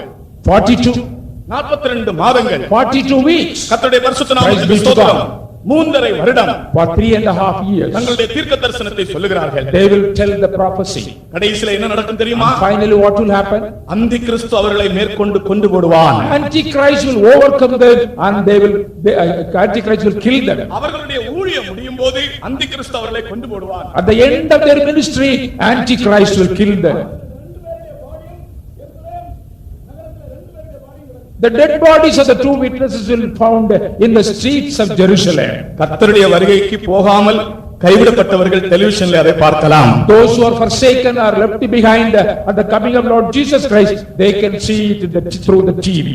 ஏனோக் எலியாவினுடைய பாடியை டெலிவிஷன்ல பார்க்க விரும்புகிறவர்கள் எல்லாம் கரங்களை உயர்த்துங்கள். யாருக்கும் இஷ்டம் இல்லை. Nobody has the desire to see them through TV. வசனத்திலே சொல்லி இருக்கிறது, அவர்களுடைய சரீரம் 3.5 வருஷம் நகரத்தின் வீதியிலே கிடக்கும், உலகத்தில் உள்ள எல்லா மனுஷரும் அதை காண்பார்கள் என்று. All the people of the world will see and their bodies will be found in the streets of Jerusalem. அவர்களுடைய சரீரத்தை காண்கிறவர்கள் யார்? Who can see their bodies? கர்த்தருடைய வருகையிலே கைவிடப்பட்டவர்கள். என்ற கர்த்தருடைய வருகை அதற்கு முன்னாலே சம்பவித்து விட்டது. People who were left behind with the coming of Lord Jesus Christ, because the coming of Lord Jesus Christ has happened before the day of tribulation. ஆமென். இயேசு கிறிஸ்துவினுடைய வருகையிலே அதற்கு முன்னால் நாம் எடுத்துக்கொள்ளப்படுவோம் என்ற நம்பிக்கை உள்ளவர்கள் ஒரு அல்லேலூயா சொல்லுவாங்க. அல்லேலூயா, அல்லேலூயா. நாம் ஒரு பெரிய நம்பிக்கையோடு ஜீவித்துக் கொண்டிருக்கிறோம். We are living with a great hope. கர்த்தருக்கு ஸ்தோத்திரம். Praise be to God. இந்த வேதபாடங்கள் நம்முடைய நம்பிக்கையை புதுப்பிக்கக்கூடிய வேதபாடங்கள் என்று நான் And உங்களுக்கு these Bible சொல்கிறேன். studies are meant to renew our hope. These 2 olive trees, Enoch எலியா என்பவர்களை காண்பிக்கிறது என்று சொன்னேன். I told you it shows Elijah and Enoch. மூன்றாவதாக Thirdly, அந்த 2 ஒலிவ மரங்களும் யாரை காண்பிக்கிறது? whom does it indicate, the 2 olive trees? இந்த கிருபையின் காலத்தில், In the days of grace, இப்பொழுது நாம் இருக்கிற இந்த that காலத்தில் is the present dispensation. பரிசுத்த ஆவியை பெற்று பரிசுத்தாவினால் நிறைந்து ஜீவிக்கிற ஜனங்களை காண்பிக்கிறது. It shows the people of God who are filled by the anointing of the Holy Spirit. சகோதரனே சகோதரியே, நீங்கள் பரிசுத்த ஆவியை பெற்றீர்களா? Dear brother and sister, have you received the anointing of the Holy Spirit? நீங்கள் பரிசுத்த ஆவியை பெற்றீர்களா? Have you received the anointing of the Holy Spirit? கர்த்தர் உங்களிடத்தில் இந்த கேள்வியை கேட்கிறார். And God is asking this specific question to you. ஒருவன் ஜலத்தினாலும் ஆவியினாலும் பிறவாவிட்டால் தேவனுடைய ராஜ்யத்தில் பிரவேசிக்க மாட்டான். Except a man be born of water and of the Spirit, he cannot enter into the kingdom of God. வாக்குத்தத்தமாகிய பரிசுத்த ஆவியை நாம் பெற்று அந்த ஆவியினால் நிரம்பி ஜீவிக்காவிட்டால் நாம் கர்த்தருடைய வருகையிலே காணப்பட முடியாது. The promised one, that is the anointing of the Holy Spirit. If you do not have the anointing of the Holy Spirit, we cannot have a successful life. குத்துவிளக்காகிய சபை எரிந்து பிரகாசிக்கும்படி அபிஷேகம் பெற்ற தேவ ஜனங்கள் அப்படி அபிஷேகத்தோடு நிற்க வேண்டும். The anointed children of God should stand like the candle stand in this period. நீங்கள் இந்த சகரியாவிலே வாசித்து பாருங்கள். ஆண்டவரே இவர்கள் யார் என்று கேட்ட உடனே ஆண்டவர் என்ன சொல்கிறார் பதில்? When Zechariah the prophet asked, Lord, who are they? Do you know what was the answer given by Lord? ஆண்டவரே இவர்கள் யார் என்று கேட்டால் He asked, who are they? அப்பொழுது அவர், இவைகள் இரண்டும் சர்வலோகத்துக்கும் ஆண்டவராய் இருக்கிறவரின் சமூகத்தில் நிற்கிற அபிஷேகம் பெற்றவர்கள் என்றார். சர்வலோகத்துக்கும் ஆண்டவராய் இருக்கிறவருடைய சமூகத்திலே நிற்கிற அபிஷேகம் பெற்றவர்கள். They are the anointed people of God, eligible to stand in the presence of God. உங்களில் எத்தனை பேர் அபிஷேகம் பெற்றவர்கள் என்று சொல்லப்படுவீர்கள்? How many of you can say you have received the anointing? நீங்கள் இதுவரைக்கும் பரிசுத்த ஆவியை பெறாவிட்டால் இனி பரிசுத்த ஆவியை பெறும் வரைக்கும் நீங்கள் அமர்ந்திருக்கலாம். If you have not received the anointing of the Holy Spirit, you should not remain quiet till you receive the anointing of the Holy Spirit. கர்த்தருடைய பரிசுத்த நாமத்துக்கு Praise ஸ்தோத்திரம். be to the name of the Lord. ஆகையால் எப்படியாகிலும் அபிஷேகம் பெற்று உங்களுடைய கஷ்டங்கள் சோதனைகள் நடுவிலே ஆண்டவருக்காக நீங்கள் ஒலிவ மரங்களாய் நில்லுங்கள். Therefore, at any means, you should receive the anointing of the Holy Spirit to overcome all the problems and to stand like the green olive trees. நிந்தைகள் வரட்டும், Let there be reproaches. அவமானங்கள் வரட்டும். Let there be disgraces. கஷ்டங்கள் வந்தால் சில ஆட்கள் சோர்ந்து பின்வாங்கி போய் விடுவார்கள். If they face hardship, people will be retracted back. ஒரு சகோதரிக்கு ஞானஸ்நானம் கொடுத்தேன். I have given water baptism to a certain sister. நல்ல சந்தோஷமா இருந்தாங்க. She was very happy. ஆனால் ஞானஸ்நானம் பெற்ற பிற்பாடு அவர்கள் ஆராதனைக்கு வரவில்லை. After taking water baptism, she never turned up for the services. நான் அவர்களுடைய வீட்டுக்கு போனேன். I went to her house. நீங்கள் என்ன ஆராதனைக்கு வராமல் இருக்கிறீர்கள் என்று I கேட்டேன். asked her, why you are not come for the meetings? அப்பொழுது அவர்கள் சொன்னார்கள், நான் ஞானஸ்நானம் எடுத்து என்னுடைய வீட்டுக்கு வந்த உடனே நான் அருமையா வளர்த்த பூனை செத்து போச்சு. At the moment I taken water baptism, came back to my house, my cat, that pet cat had died. வீட்ல ஒரு பூனை செத்ததனால ஆராதனைக்கு வராமல் பின்மாற்றக்காரர்களாய். It is because of a death of a pet cat, she never turned up for the meeting. அப்படிப்பட்டவர்கள் இயேசுவுக்கு பின்னாலே போக முடியுமா? How can they go after Lord Jesus Christ if they have such kind of attitude? தமிழ்ல ஒரு chorus உண்டு, இயேசுவின் பின்னே போக துணிந்தவங்க தான் முடியும். There is a quote. பிரியமானவர்களே, நான் ஏதோ ஒரு சின்ன சந்தோஷத்தாடு நான் இதை சொல்லவில்லை. Beloved, I am not telling it just for a joy. என்னுடைய இதயத்துக்குள்ளே நான் ஒரு அர்த்தத்தோடு இதை சொல்லுகிறேன். With a great meaning in my heart, I am telling this. நமக்கு எத்தனையோ கஷ்டங்கள் உண்டு. We have many hardships. நம்முடைய ஜீவியத்தில் எவ்வளவோ போராட்டங்கள் உண்டு. There are many problems and trials in our life. நம்முடைய ஜீவியத்தில் எவ்வளவோ நிந்தைகள் உண்டு. There are many reproaches in our life. ஆனால் இவைகள் நடுவிலே நீங்கள் அபிஷேகம் பெற்ற ஒலிவ மரங்களாய் நிற்க வேண்டும் என்பதுதான் இந்த தரிசனத்தின் தாற்பயம். But in the midst of all these things, you should stand like the olive tree. That is the meaning of this vision. கஷ்டங்கள் வரும்போது, மரணங்கள் வரும்போது நீங்கள் விலகி போக கூடாது. When there is hardship, when there is death, you should not depart from this way. ஒரு வீட்டிலே ஒரு ஆள் மரித்து போனார். If there is a death in a family, அந்த வீட்டில் உள்ள அவருடைய மனைவி இப்படி அழுதார்கள். the wife was crying like this, and the husband had died, and a believer, and his wife was crying. உனக்கு கண் இல்லையா? Lord, don't you have eyes? ஆண்டவரே, உனக்கு செவி இல்லையா? Lord, don't you have ears? அந்த புருஷன் மரித்ததனால மனைவி சொல்லி அழுகிற ஜெபம். Because of the death of her husband, that was the cry of the ஆண்டவரே, wife. உனக்கு கண் இல்லையா? Lord, don't you have eyes? ஆண்டவருக்கு கண்ணே இல்லை. உங்க புருஷன் செத்ததனால ஆண்டவருக்கு கண்ணு மூடி போச்சு. Because of the death of the husband, she means God has no eyes. இதெல்லாம் அறிவீனம். These are all foolishness. நம்முடைய வாழ்க்கையில் எப்படிப்பட்ட பயங்கரமான கஷ்டங்கள் வந்தாலும் நாம் நிற்கக்கூடிய ஒரு வெளிப்படுத்தலையும் ஞானத்தையும் பலத்தையும் அபிஷேகம் நமக்கு தந்து கொண்டிருக்கிறது. Whatever the terrible hardship that we may confront or we may face, we must stand with the anointing of the Holy Spirit, and that will give us help to stand on. உங்களுக்கு தெரியுமா, ஆபிரகாமுடைய மனைவி இறந்தபோது Abraham புலம்பி அழுதான். Do you know when the wife of Abraham Lincoln died, Abraham Lincoln died. When Abraham wife died, he was standing before that. இல்ல ஆபிரகாமுடைய மனைவி சாரா இறந்தபோது ஆபிரகாமுக்கு சாராள் ரொம்ப அன்பு, ரொம்ப புலம்பி அழுதார். விசுவாச வீரன் தான். புலம்பி அழுதார். Although Abraham was a man of faith, when his wife died, he was lamenting and he was crying out over the death of his wife Sarah. அதை குற்றம் சொல்லவில்லை. I am not accusing him. ஆனால் அதே சமயத்தில் எசேக்கியேலுடைய மனைவி செத்தபோது When the wife of Ezekiel died, கர்த்தர் அவனுக்கு என்ன சொன்னார் தெரியுமா? do you know what God told him? உன்னுடைய மனைவியை நான் உன்னை விட்டு எடுக்க போகிறேன். I am going to take your wife from you. நீ அழவும் வேண்டாம், கண்ணீர் விடவும் வேண்டாம். You need not cry or you need not shed tears. ஒரு பெருமூச்சு மாத்திரம் விடு. You give a great sigh yourself. அந்த வசனத்தை நான் வாசித்து சில நிமிஷங்கள் நிறுத்தி தியானித்தேன். When I read that particular verse, I was meditating and was thinking over this verse. அதுவும் பழைய ஏற்பாட்டு பரிசுத்தவான் தான், இவனும் பழைய ஏற்பாட்டு பரிசுத்தவான் தான். He was a Old Testament saint, both of the Old Testament saint. ஆனால் கர்த்தர் எசேக்கியேலுக்கு சொல்லுகிறார், But God told Ezekiel, உனக்கு பிரியமானவளை ஒரேடியாக உன்னை விட்டு நான் எடுக்க போகிறேன். I am taking your beloved wife from you. ஆனால் நீ அழவோ கண்ணீர் விடவோ வேண்டாம். But you should not cry or shed tears for her death. ஒரு பெருமூச்சு மாத்திரம் விடு. Have a sigh over it. பிரியமானவர்களே, நம்முடைய ஜீவியத்திலும் கூட சில சூழ்நிலைகள் வரும்போது நாம் வெளிப்படையாக அழ முடியாது. Beloved, in our life also, we cannot openly cry out when we face certain things in our life. சில சூழ்நிலைகள்ல கண்ணீர் விடவும் முடியாது. In certain circumstances, we cannot even shed tears also.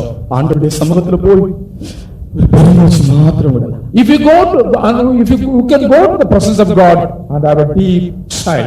அப்போஸ்தலனாகிய பவுல் சொல்லுகிறார், Apostle Paul says, நாங்கள் எத்தனையோ நாட்கள் பட்டினியா இருந்தோம் என்று சொல்லுகிறார். on many days we were in starvation. நாங்கள் எத்தனையோ நாட்கள் தங்க இடமில்லாது இருந்தோம் என்று சொல்லுகிறார். And many days we had no fixed abode to live in. எவ்வளவோ நாட்கள் கையில் பணம் இல்லாமல் இருந்தோம். On many days we had no money at all. ஆனால் என்னை கவனியுங்கள், பவுல் அப்போஸ்தலன் இப்படி சொல்லவில்லை, நாங்கள் ஒரு நாளாகிலும் அபிஷேகம் இல்லாமல் இருந்தோம் என்று சொல்லவில்லை. But he never says, even in a day, we were not without the anointing of the Holy Spirit. உனக்கு கஷ்டங்கள் வரும்போது நீ ஜெபிக்காமல் இருந்திருக்கிறாயா? When you face hardship, have you abstained from praying? உனக்கு கஷ்டங்கள் வரும்போது நீ துக்கத்து நிமித்தம் ஜெபிக்காமல் தூங்கி இருக்கிறாயா? When you face hardship, when you are very much sorrowful in agony, have you abstained from prayer? நான் ஜெபித்து என்ன கண்டேன், இனி நான் ஜெபிக்க மாட்டேன் என்று நீ துக்கத்தினாலே ஜெபிக்காமல் தூங்கினது உண்டோ? Because of the grief of agony, what have you found in praying? Have you, in that way, have you gone to your bed? இன்றைக்கு கர்த்தர் உன்னோடு பேசுகிறார். And God is speaking to you today. உன்னை கர்த்தர் ரெண்டு ஒலிவ மரமாக நிறுத்தி இருக்கிறார். And God has made you to stand like this olive tree. தேவனுடைய ஆலயத்தில் நான் பச்சையான ஒலிவ மரமாக இருக்கிறேன். In the temple of God, I am the green olive tree. எனக்கு ஆண்டவர் ஒரு அபிஷேகம் தந்திருக்கிறார். God has given me an anointing. அபிஷேகம் பெறாதவர்களே, இந்த அபிஷேகத்தை நீங்கள் பெற்றுக்கொள்ளுங்கள். Those who have not received the anointing, please receive it. இலவசமாய் கொடுக்கப்படுகிறது. And freely it is given to you. இது பெந்தேகோஸ்தேக்காரர்களுடைய அபிஷேகம் அல்ல. It is not the anointing meant for the Pentecostal people alone. இந்த சத்தத்தை கேட்கிறாயே, இது உனக்கும் உரிய அபிஷேகமாக இருக்கிறது. All those who listen to this voice, it is meant for you ஜாதி also. வித்தியாசம் இல்லை. There is no difference in caste. பாஷை வித்தியாசம் இல்லை. There is no difference in language. தேசாபிமானங்கள் இல்லை. There is no difference in countries. எல்லா மனுஷருக்கும் உரிய அபிஷேகம் இது. It is meant for all people. கர்த்தருடைய பரிசுத்த நாமத்தை Praise be to the holy name of the இந்த Lord. அபிஷேகத்தை விரும்புகிறவர்கள் கரங்களை உயர்த்தி கொஞ்ச நேரம் கர்த்தரை ஸ்தோத்திரிப்போமாக. அபிஷேகத்துக்காக அல்லேலூயா ஆமென். உமக்கு ஸ்தோத்திரம் கர்த்தாவே, உமக்கு ஸ்தோத்திரம் கர்த்தாவே. கர்த்தர் ஒரு சிலரை அபிஷேகித்திருக்கிறார். God has anointed few people. கர்த்தருக்கு ஸ்தோத்திரம். Praise be to God. நான் ஆறாம் தரிசனத்தை பற்றி சொல்ல விரும்புகிறேன். I would like to say about the sixth vision. எல்லாரும் இந்த ஆறாவது படத்தை பாருங்க. Please look at the sixth picture in the chart. ஆறாம் தரிசனம் என்ன தெரியுமா? Do you know what is the sixth vision? ஒரு பறக்கும் புஸ்தகச் சுருள். A flying scroll. இந்த புஸ்தகச் சுருளுடைய அளவு என்ன? What is the measurement of this flying scroll?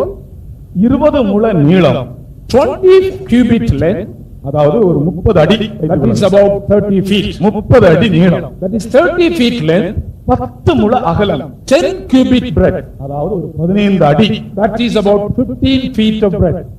30 அடி நீளமும் 15 அடி அகலமும் உள்ள ஒரு புஸ்தக சுருள். 30 feet length and 15 feet length of, this is a measurement of this book. இது வானத்திலே பறந்து கொண்டே வந்தது. And this is flying upon the sky. வானத்திலே பறந்து கொண்டு வருவதை சகரியா காண்கிறார். And Zechariah the prophet had seen this scroll, the flying scroll upon the sky. கர்த்தருக்கு ஸ்தோத்திரம். Praise be to God. 5th chapter, முதல் 2 வசனங்கள். first 2 verses. நான் திரும்பவும் என் கண்களை ஏறெடுத்து பார்க்கிறேன், இதோ பறக்கிற ஒரு புஸ்தக சுருளை கண்டேன். தூதன், நீ காண்கிறது என்னவென்று கேட்டார். பறக்கிற ஒரு புஸ்தக சுருளை காண்கிறேன், அது நீளம் 20 முழமும் அதன் அகலம் 10 முழமாய் இருக்கிறது என்றேன். இந்த புஸ்தக சுருள் வானத்திலே பறந்து வந்தது. And this scroll was flying upon the sky. என்னை கவனிங்க, நான் சொல்கிறேன். Please listen to me. இந்த புஸ்தக சுருளில் என்ன எழுதப்பட்டிருந்தது தெரியுமா? Do you know what was written in the flying scroll? ரெண்டு புறமும் எழுதப்பட்டிருந்தது. On either side it was written, எழுதப்பட்டிருந்தது எல்லாம் சாபம், சாபம், சாபம். all those who were written upon this scroll was all curses. நீங்க யாராலும் முழுவதும் சாபம் எழுதி இருக்கிற புத்தகத்தை எடுத்து படிப்பீர்களா? Will you read a book containing full of curses? சில ஆட்கள் எங்கேயாவது போகும்போது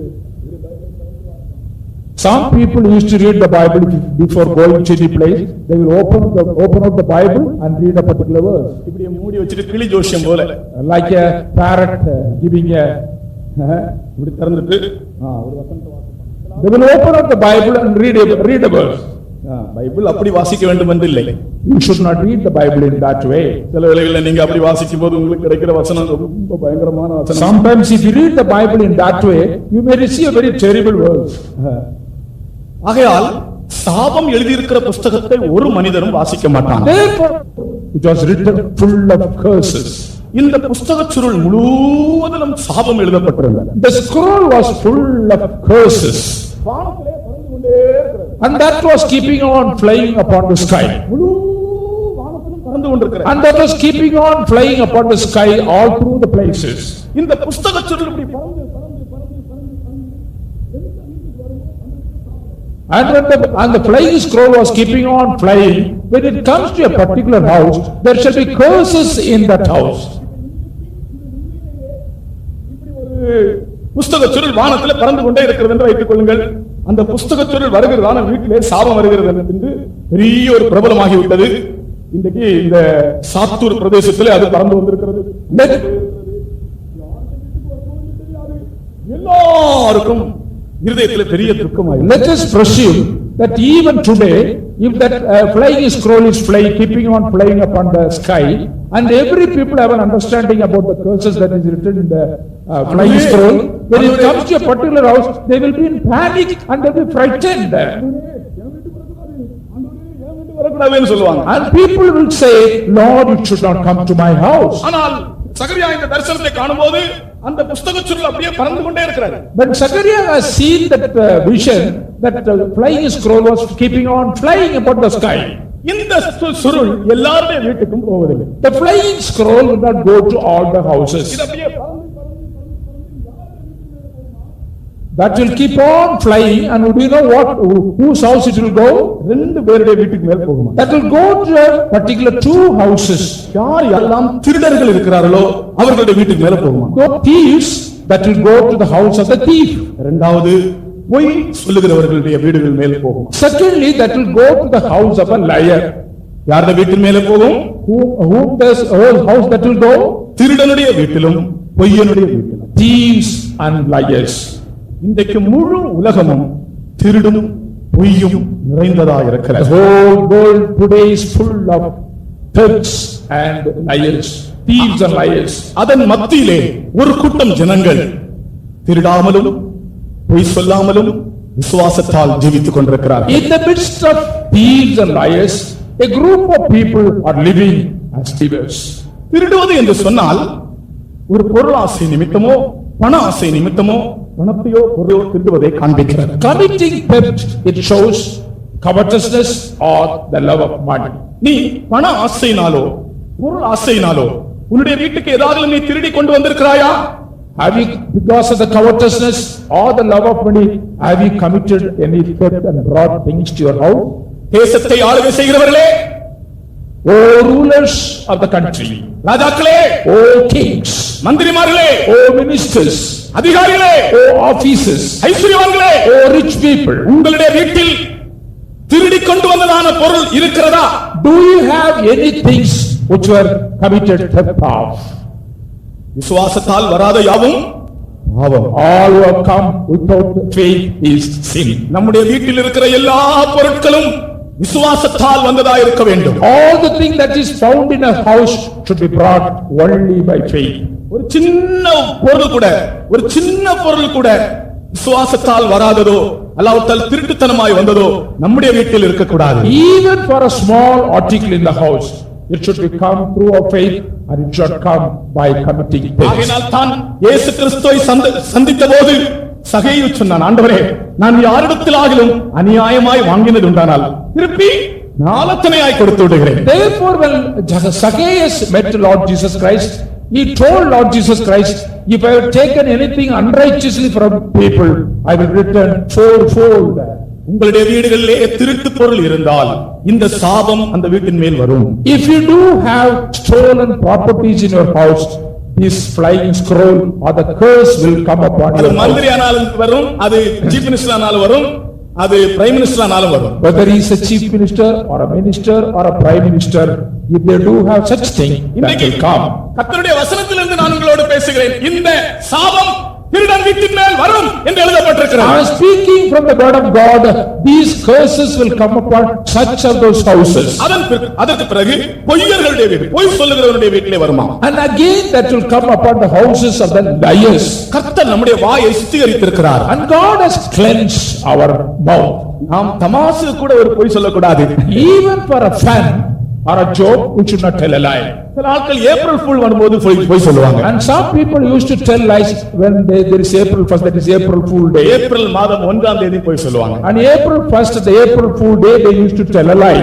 பிள்ளைகளுக்கு நான் சொல்லுகிறேன், பிள்ளைகளே, ஏப்ரல் 1க்கு கூட நீங்கள் பொய் சொல்லக்கூடாது. I tell the children, even on the first day of the April, you should not, even for a fun or joke, you should not tell lie. ஒரு ஆள் என்னை ஏமாற்றினது ஏப்ரல் 1ஆம் தேதி. On April 1st, a particular person deceived me. விசுவாச வீட்டிலே வந்து ஒரு parcel கொடுத்தது எனக்கு. And he came to the faith home and gave a parcel. நான் ஊழியக்காரருக்கு தந்ததானே காணிக்கையாக இருக்கும் என்று சொல்லி அதை கொண்டு போய் திறந்து பார்க்கிறேன். ஒன்றும் அதிலே கடைசியிலே ஏப்ரல் ஃபூல் என்று எழுதப்பட்டது. As I was a servant of God in the faith home, I started opening that parcel. I was keeping on opening it, but there was nothing in the parcel. என்னுடைய மனதிலே ரொம்ப துக்கப்பட்டேன். I was very much grieved over this. கர்த்தாவே, இந்த புத்தினத்தை மன்னியும் என்று சொன்னேன். Lord, forgive his foolishness. ஆனால் இன்றைக்கு அந்த ஆள் இந்த சத்தியத்திலே இல்லை. And that is the truth about the lies. சாபம் ஜீவியத்திலே வந்து விட்டது. And curses will come upon such people. உள்ளதை உள்ளதென்றும் இல்லதை இல்லதென்றும் சொல்லுங்கள். Let us say yeah and nay. கர்த்தருக்கு ஸ்தோத்திரம். Praise be to God. கொஞ்சம் கூட்டி குறைத்து கொஞ்சம் வளைத்து இப்படி திருப்பி சொல்ல வேண்டாம். We should not distract or twist or exaggerate. உள்ளதை உள்ளதென்று சொல்லுங்கள். கர்த்தர் உங்களுக்காக யுத்தம் பண்ணுவார். Let us say yeah, God will fight our battle. இல்லதை இல்லதென்று சொல்லுங்கள். கர்த்தர் உங்களுக்காக யுத்தம் பண்ணுவார். Let us say nay, God will fight our battle. கர்த்தருக்கு ஸ்தோத்திரம். Praise be to God. அதிலே நீங்கள் உண்மையாயிருங்கள். You be faithful in that. ஒருவன் சொல் தவறாதவனானால் அவன் பூரண புருஷன். If a man has not failed in his word, he is a perfect man. சிலர்கள் அந்த ஹரிச்சந்திர புராணம் படிச்சிருப்பாங்க. ஹரிச்சந்திர புராணம். People who have studied about the history of Harichandran, அவன் சொல்றான், பதி இழந்தனம், பெற்ற நிதி இழந்தனம், பாலனை இழந்தனம், இனியமக் குலதன நினைக்கும் கதி இலக்கினும் கட்டுரை இலக்கிலோ. I have lost everything, wife, and the son, and all the things I have lost. வீட்டை இழந்தோம், I lost my house, நாட்டை இழந்தோம், lost my country, எங்களுக்கு இருக்கிற எல்லாவற்றையும் இழந்தோம். I have lost everything in this world. இனி எங்களுக்கு இருக்கிறதான ஜீவனை இழந்தாலும் நாங்கள் சொன்ன சொல் தவற மாட்டோம். Even if I lose my life, I will not retract back from my word. தேவனுடைய பிள்ளைகளே, வார்த்தை தவறக்கூடாது. O people of God, we should not fail in our word. கர்த்தருடைய பர்வதத்தில் ஏறுகிறவன் யார்? Who can ascend to the mountain of the Lord? ஆணையிட்டதில் தனக்கு நஷ்டம் வந்தாலும், Although there is loss, வார்த்தை தவறக்கூடாது. We should not fail in our word. கர்த்தருக்கு ஸ்தோத்திரம். Praise be to God. ஒரு பொய் சொல்ல எவ்வளவு நேரம் ஆகும்? How much time it will take to tell a lie? ஆனால் அதற்கு கிடைக்கிறதான பலாபலன் இந்த சாபம். And what is the reward for such kind of lie? That is the curses. இன்றைக்கும் இந்த புத்தக சுருள் பறந்து கொண்டே இருக்கிறது. Even today the flying scroll is keeping on flying. யார் யாரெல்லாம் பொய் சொல்லுகிறதோ, யார் யாரெல்லாம் திருடுகிறதோ, அவர்களுடைய வீட்டிலே இந்த சாபம் பறந்து கொண்டே இருக்கிறது. Those who are liars, those who are committing theft, the flying scroll is flying over their houses. யாரும் இல்லை, அது எந்த மினிஸ்டரானாலும் சரி, அவன் சபிக்கப்பட்டவன். Whoever he may be, whether he may be a minister, but he is accursed or cursed one. சத்தியமும் உண்மையும் உள்ள தேவனுக்கு நாம் உண்மை உள்ளவர்களாய் We ஜீவிக்கிறோம். should be faithful to the true God. கர்த்தருக்கு ஸ்தோத்திரம். Praise be to God. நான் இதை சமயம் இல்லாதபடினா அதோடு முடிக்கிறேன். I'll finish with this because தீர்மானம் பண்ணுங்கள், இந்த கூட்டத்திலே நான் இனி ஒரு சின்ன பொய் கூட பேச மாட்டேன். make a decision at this meeting. I will not tell even a least lie. ஒரு சின்ன பொருள் கூட வேண்டாம், எனக்கு அநியாயமாய் வேண்டாம், ஒரு பேப்பர் கூட வேண்டாம். I don't need a least thing, even a bit of paper. I will not take it. ஆபீஸ்ல இருந்து நான் ஒரு பேப்பர் கூட எடுத்து கொண்டு வர I மாட்டேன். will not take even a piece of paper from my office. என்னுடைய தேவன் எனக்கு தருவார். My God will give me. நான் விசுவாசிக்கிற தேவன் எனக்கு அவசியமான எல்லாம் தருவார். The God whom I believe will give me abundantly. கர்த்தருக்கு ஸ்தோத்திரம். Praise be to God. அடுத்ததாக Nextly, ஏழாம் தரிசனம். the seventh vision. ஏழாம் தரிசனம் தான் இந்த You see the seventh picture. நீங்கள் ரொம்ப வாஞ்சியோடு இருப்பீங்க, இவள் யாருன்னு அறியறதுக்காக. You may have a desire or longing to find out who she is. இதுக்குள்ளால 2-3 பேர் வந்து கேட்டாச்சு, அவள் யார் அவள் யாருன்னு. And few people have come to me and to find out who she is upon that episode. நான் சொன்னேன் 4 நாள் கூட்டத்துக்கு வா சொல்றேன்னு சொல்லி. I told them you come to the fourth day meeting, I will tell you. கர்த்தருக்கு ஸ்தோத்திரம். இது சகரியா கண்ட தரிசனத்திலே ஒரு மரக்காலில் உட்கார்ந்திருந்த ஸ்திரீயை கண்டான். Here the prophet has seen a woman sitting upon their farm. அதாவது மரக்கால் என்று சொன்னால் நாம் தானியங்களை அளக்கிற ஒரு கருவி. And that is a measurement to measure the grains. அது எஃபா என்று சொல்லப்பட்டிருக்கு. It is mentioned as ephah in English. மலையாளத்திலே அது தானியத்தை அளக்கிறதான ஒரு பறை. அது மலையாளத்தில் படிதான் அவர் வரைத்திருக்கிறார் இந்த படத்தை.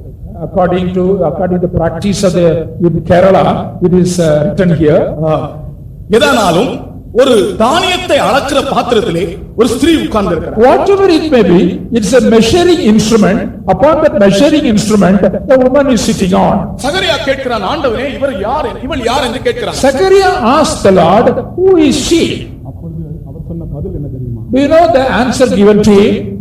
இவள் அக்கிரமக்காரி. She is woman of iniquity.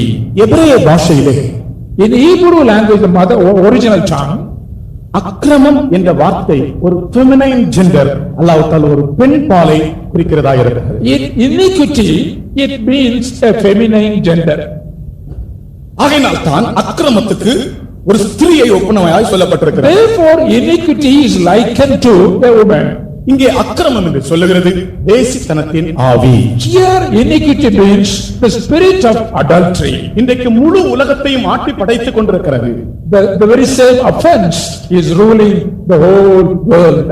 அமெரிக்க ஜனாதிபதியா இருந்தாலும் இப்படிப்பட்ட ஆவியை ஜெயிக்கிறதிலே அசந்து போகிறார்கள். Although even he is the president of America, he is affected or he is a victim of such kind of offenses. அல்லாஹ்வுத்தால் பாபிலோன் ராஜாவா இருந்தாலும் அவன் இப்படிப்பட்ட ஆவியை ஜெயிப்பதிலே அசந்து போகிறான். Whether he is a king of Babylon, he is not able to overcome the spirit of adultery. இந்த ஆவி எத்தனையோ மாமன்னர்களை ஒன்றுமில்லாமல் செய்த ஆவி. This spirit of adultery has caused and brought them to nothing many kings. இது எங்கிருந்து வந்தது தெரியுமா? Where from this spirit come? இஸ்ரவேல் ஜனங்கள் 70 வருடம் பாபிலோனில் தங்கி இருந்தார்களே. For 70 years the people of Israel were in Babylon. அங்கிருந்து வந்ததுதான் இந்த பழக்கம். This practice or this spirit came from Babylon. அந்த ஆவி எருசலேமுக்கு அவர்களோடு வந்தது. That spirit came along with the people of Israel to Israel from Babylon. எருசலேமுக்கு வந்தவுடனே அநேக யூத ஸ்திரீகளும் யூத புருஷர்களும் இப்படிப்பட்ட ஆவிக்கு அடிமையாய் When மாறினார்கள். the spirit came to Jerusalem, many Jewish women and Jewish men were affected or victims of this spirit. இப்படிப்பட்ட ஆவி தேவனுக்கு விரோதமான ஒரு ஆவி. And this spirit is against God. கர்த்தருக்கு ஸ்தோத்திரம். Praise be to God. பாருங்கள், ஒரு தூதன் ஒரு ஈய மூடியை தூக்கிக் கொண்டு வருகிறான். Here we find an angel is bringing a lead lid. It is a lead lid. ஈய மூடி என்று சொன்னால் என்ன தெரியுமா? Do you know what is the lead cover or lid? ஈயம் என்ற வார்த்தை தேவனுடைய நியாயத்தீர்ப்பை காண்பிக்கிறது. Lead shows the right judgment of God. நீங்கள் யாத்ராகமத்திலே படித்தால் அதை பற்றி உங்களுக்கு தெரியும். When you come to the book of Exodus 15ஆம் அதிகாரம் 10ஆம் வசனத்திலே chapter 15 verse 10. திரளான தண்ணீர்களிலே ஈயம் போல் அவர்கள் அமிழ்ந்து போனார்கள். Upon the many waters they were drowned like lead. இல்லையா? ஹalleluya. பாஸ்டர் பாபி இருக்கும்போது When Pastor Bobby was alive அவர் ஒரு நாள் நாங்கள் ரெண்டு பேரும் இப்படி பேசிக் கொண்டிருந்தோம். and we were talking together கல்வாரியின் அன்பை பற்றி போட வேண்டுமே தம்பி, எப்படி போடலாம் என்று சொன்னான். and we were talking about the love of Calvary. அப்பொழுது அவருக்கு ஒரு வார்த்தை வந்தது. He had a word. கண்டேன் இதோ நான் கல்வாரியின் அன்பை. I have seen the love of Calvary. அப்படியே போட்டார். கண்டேன் இதோ நான் கல்வாரியின் அன்பை. கர்த்தருக்கு ஸ்தோத்திரம். ட்ரம் அடிக்க வேண்டாம். கர்த்தருக்கு ஸ்தோத்திரம். Praise be to God. கண்டேன் இதோ நான் கல்வாரியின் I அன்பை. have seen the love of Calvary. அதுபோல நான் கண்டேன், I have seen, I have found out. ஒரு இரட்சகரை கண்டேன். I have found out a savior. உயரமான கன்மலை அவர். Is a high mountain. அதனால தான் அவருக்கு உயரமான கன்மலை என்று பெயர். Therefore he is called a high mountain. மனுஷன் ஞானத்தால் அவரை கண்டுபிடிக்க முடியாது. With the wisdom of man he cannot be comprehended. அடுத்தது மூன்றாவது கன்மலை. Thirdly ஞான கன்மலை. is a spiritual rock. அதுக்கு இங்கிலீஷ்ல spiritual rock. In English it is written as spiritual rock. Spiritual mountain இல்லையா? It's a spiritual mountain. அது ஒரு ஆவிக்குரிய பர்வதம். It's a spiritual mountain. அப்படி என்றால் அதனுடைய அர்த்தம் என்ன? What does it mean then? தன்னிடத்தில் வருகிற மனிதனை ஆவிக்குரியவனாய் மாற்றுகிற கன்மலை. Whoever comes to him that will turn him as a spiritual rock. ஆகையினால் தான் அவருக்கு ஞான கன்மலை என்று பெயர். Therefore he is called the spiritual rock. அடுத்தது சங்கீதம் 40:2 வாசிக்கும்போது In Psalm 40 verse 2 we read, உறுதியான கன்மலை என்று வாசிக்கிறோம். is a high mountain. என் பாதங்களை கன்மலையின் மேல் நிறுத்தி என் அடிகளை உறுதிப்படுத்தினார். He made my feet to stand upon the mountain and established my feet. அந்த கன்மலை உறுதியான கன்மலை. It's an established rock. Hallelujah. Praise the Lord. அந்த வசனத்தை மட்டும் படிங்க யாராவது. 42 Psalm அந்த 42. வசனத்தை மட்டும் யாராவது படிங்க. பயங்கரமான குழியிலும் நிலையான சேற்றிலும் இருந்து என்னை தூக்கி எடுத்து என் கால்களை கன்மலையின் மேல் நிறுத்தி என் அடிகளை உறுதிப்படுத்தி He established my feet. நான் ஒரு தரிசனம் கண்டேன். I have seen a vision. எல்லா பக்கத்திலிருந்தும் பயங்கர வெள்ளம் வந்து On கொண்டிருக்கிறது. all sides there was flood. இந்த தரிசனத்திலே In my vision, in the vision. கர்த்தாவே பயங்கரமான வெள்ளம் வருகிறதே, நான் எங்கே போவேன் என்று கேட்டேன். Lord, it's a terrible flood. Where will I escape? அதற்குள்ளாக தண்ணீர் பெருகி விட்டது. And there was much flood came in. எல்லா மரங்களும் மலைகளும் மூடி விட்டன. All the trees and mountains were drowned in the water. Noah சமயத்தில் இருக்கிற பிரளயம் போல இருக்கிறது. As it was like a flood in the days of Noah. கர்த்தாவே எனக்கு என்ன சம்பவிக்கும் என்று கேட்டேன். Lord, what will happen to me? He surprised me when I see. I was standing upon the surface of water. When I looked down, நான் தண்ணீர்ல நிற்கிறது ஒரு பெரிய கன்மலையின் மேல். I was standing upon a great rock. Hallelujah. Praise the Lord. இதுதான் அந்த உறுதியான கன்மலை. And this is the established rock. இந்த கன்மலையின் மேல் நீ நிற்கிறபடியால் உன் பாதங்கள் பலனாய் இருக்கும். As you are standing upon the established rock, our feet is strong. அடுத்ததாக இன்னொரு கன்மலை. Nextly, the other rock is, அதான் இடறுவதற்கு ஏதுவான கன்மலை. that is a rock, a rock of stumbling block. ரோமர் 9ஆம் அதிகாரம் 33ஆம் வசனத்திலே இடறுவதற்கு ஏதுவான கன்மலை. In Romans chapter 9:33 we read, offense of stumbling block. யாருக்கு விசுவாசம் இல்லையோ அவர்கள் எல்லாரும் இந்த கன்மலையிலே இடறுவார்கள். Those who do not have the faith, that will be a stumbling block. உனக்கு விசுவாசம் இல்லாவிட்டால் நீ இடறுவாய். If you do not have the faith, you will stumble upon that rock. Peter once told Jesus, உன் நிமித்தம் எல்லாரும் இடறினாலும் Lord, although all have offended, I will not be offended. சில ஆட்கள் சாட்சி சொல்லுவாங்க, Some people used to testify in this O way. நான் மருந்து குடிக்க மாட்டேன். I will not take medicine. ஒரு நாள் ஒரு ஆள் சாட்சி சொன்னார், And one day he gave a நான் testimony. இதுவரைக்கும் மருந்து குடித்ததில்லை, Until today, I never had taken medicine. நான் குடிக்க போகிறதும் இல்லை. I will not take medicine at all. புலி பசித்தாலும் புல்லை தின்னாது. Although the tiger is hungry, that will not take grass. நான் அதை கேட்ட உடனே என்னுடைய இதயத்துக்குள்ளே துக்கமா இருந்தது.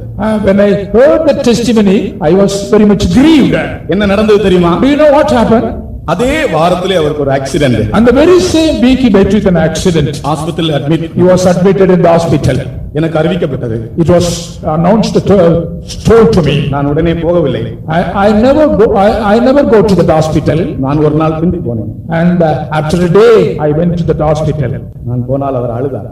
And when I saw him, he wept bitterly. நானும் அழுதேன். I cried before him. நான் ரொம்ப நேரத்துக்கு பிறகு ஒரு வார்த்தை சொன்னேன்.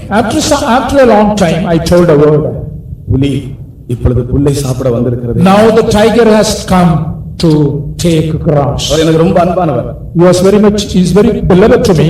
உங்களுக்கு தெரியுமா பிரதர், நீங்கள் சொன்ன வார்த்தையும் சரியில்லை என்று தெரியுமா என்று கேட்டேன். Do you know, I asked him, do you know what you uttered is not right? நீங்கள் ஒரு காலம் உங்களுடைய வார்த்தையினாலே உங்களுடைய சுயத்திலிருந்து நீங்கள் அந்த சாட்சியை சொல்லக்கூடாது. Because from yourself or your ego you should not testify before the Lord. பேதுரு சொன்னார், நான் யார் இடறினாலும் நான் இடற மாட்டேன். Peter told Lord Jesus, whoever is offended, I will not be offended. இயேசு சொன்னார், பேதுருவே நீ ஏன் இந்த மாதிரி எல்லாம் பண்ற, நீ பேசுற, இன்றைக்கு ராத்திரியிலே நீ என்னை முந்து தர And Jesus answered him immediately, you are telling all these kind of things, and this night you will deny me. விசுவாசம் குறையும் போது, When there is lacking or wanting in சோதனை faith, பெருகும் போது, when there is increase of trial, விசுவாசம் குறையும் போது, when there is decrease of faith, அநேகர் இந்த கண்மலையிலே இடறுவார்கள். many will they will stumble upon this rock. அந்த காரியம் நமக்கு வரக்கூடாது. And that such thing should not happen to us. அது இடறுவதற்கு ஏதுவான கண்மலை. Therefore that is a rock, a stumbling rock. அடுத்தது Nextly, எதனாவது?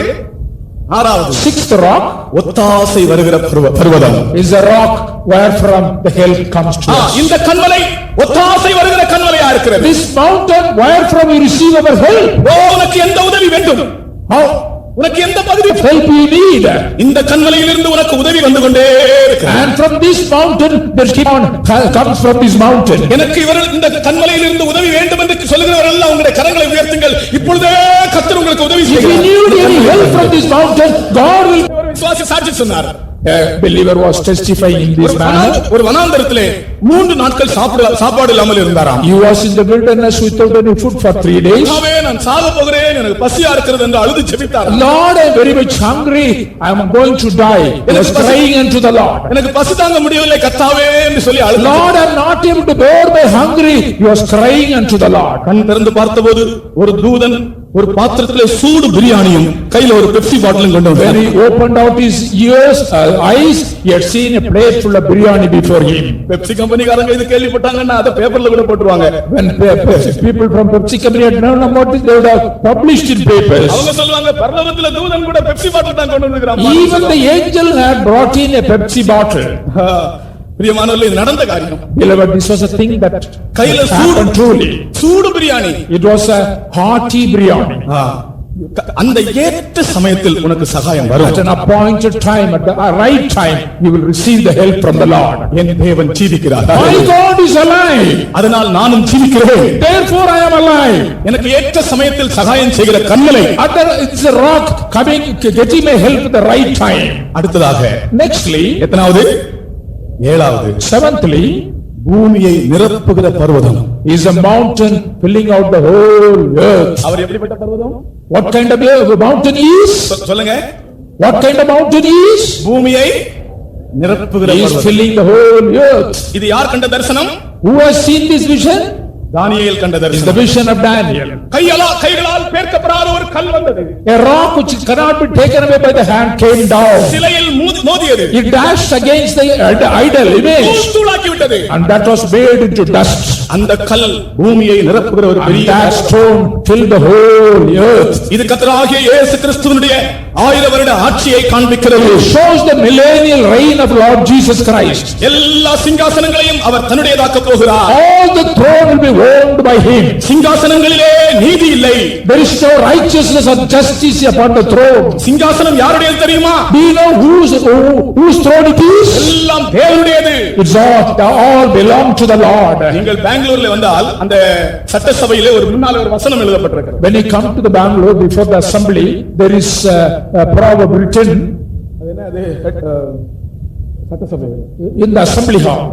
ஃப்ரண்ட்ல ஒரு வசனம். There is a verse written in front of the assembly hall. ಸರ್ಕಾರದ ಕೆಲಸ ದೇವರ ಕೆಲಸ. அப்படினால் government work is God's work. The government works is God's work. அது முன்னால எழுதப்பட்டிருக்கிறது. It is written in just before the assembly hall. Government அதிகாரிகள் எல்லாம் அறிய வேண்டும், நீங்கள் இருக்கிறதான சீட் உங்களுடையது அல்ல, தெய்வத்தினுடையது. நீங்கள் அநியாயம் செய்தால் நீங்கள் உட்கார்ந்திருக்கிற சீட்டை உங்களை நியாயம் தீர்க்கும். All the government officers should understand where they are seated is the seat of the Lord. If they do any unrighteousness or iniquity, that seat will be taken away.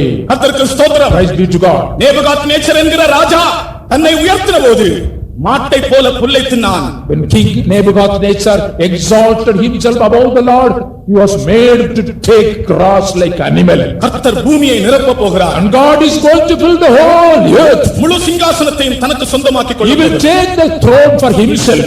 பூமியின் ராஜ்யங்கள் அவருடைய ராஜ்யமாய் மாறும். All the kingdoms will be his alone. I will finish it briefly. What is that mountain?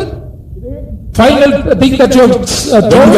வெண்கல பர்வதம். That is the mountain of brass. வெண்கல பர்வதம் என்பது ஆண்டவருடைய உறுதியையும் மாறா தன்மையையும் காண்பிக்கிறது. Brass means the established and stable nature of God. தேவன் மாறாதவர். God is an unchanging God. ரெண்டு காரியங்கள்ல தேவன் மாறாதவர். In two things God will not change. ஒன்று அவருடைய நீதியை, அவருடைய ஆசீர்வாதத்தை கொடுப்பதிலே அவர் மாறாதவராய் இருக்கிறார். In one thing, he will not change in his righteousness and the blessing that he is giving to us. அவருடைய வாக்குத்தத்தங்கள் எல்லாம் ஆம் என்றும் ஆமென் என்றும் இருக்கிறது. All the promises of Lord Jesus Christ is yeah and amen. எல்லாரும் சொல்லுங்கள், அவருடைய வாக்குத்தத்தங்கள் ஆம் என்றும் Amen. கர்த்தருக்கு ஸ்தோத்திரம். Praise be to God. நீங்கள் ஆமென் என்று சொல்லும்போது எனக்கு இருதயமெல்லாம் சந்தோஷமா இருக்கு. When you say amen, my heart is filled with joy. ஆமென் என்றால் அர்த்தம் அப்படியே Amen means let there be. It's the same. no change at all. There is no change at all. மாற்றமே இல்லை. There is no change at all. கர்த்தருக்கு ஸ்தோத்திரம். Praise be to God. அது ஒரு பகுதி. That is one aspect. மறுபகுதியிலே On the other side, தேவன் நியாயத்தீர்ப்பிலும் கூட மாற்றமே இல்லாதவர். in his judgment also, God is an unchanging God. நோவாவின் காலத்தில் முழு உலகத்தையும் தண்ணீரால் நியாயம் தீர்த்தது உண்மையானால், In the days of Noah, when God had judged all the people through a flood, இனியும் இந்த உலகத்தை தேவன் நியாயம் தீர்ப்பது உண்மை. when God will judge the world, and that will be a truth. And that is the mountain of brass.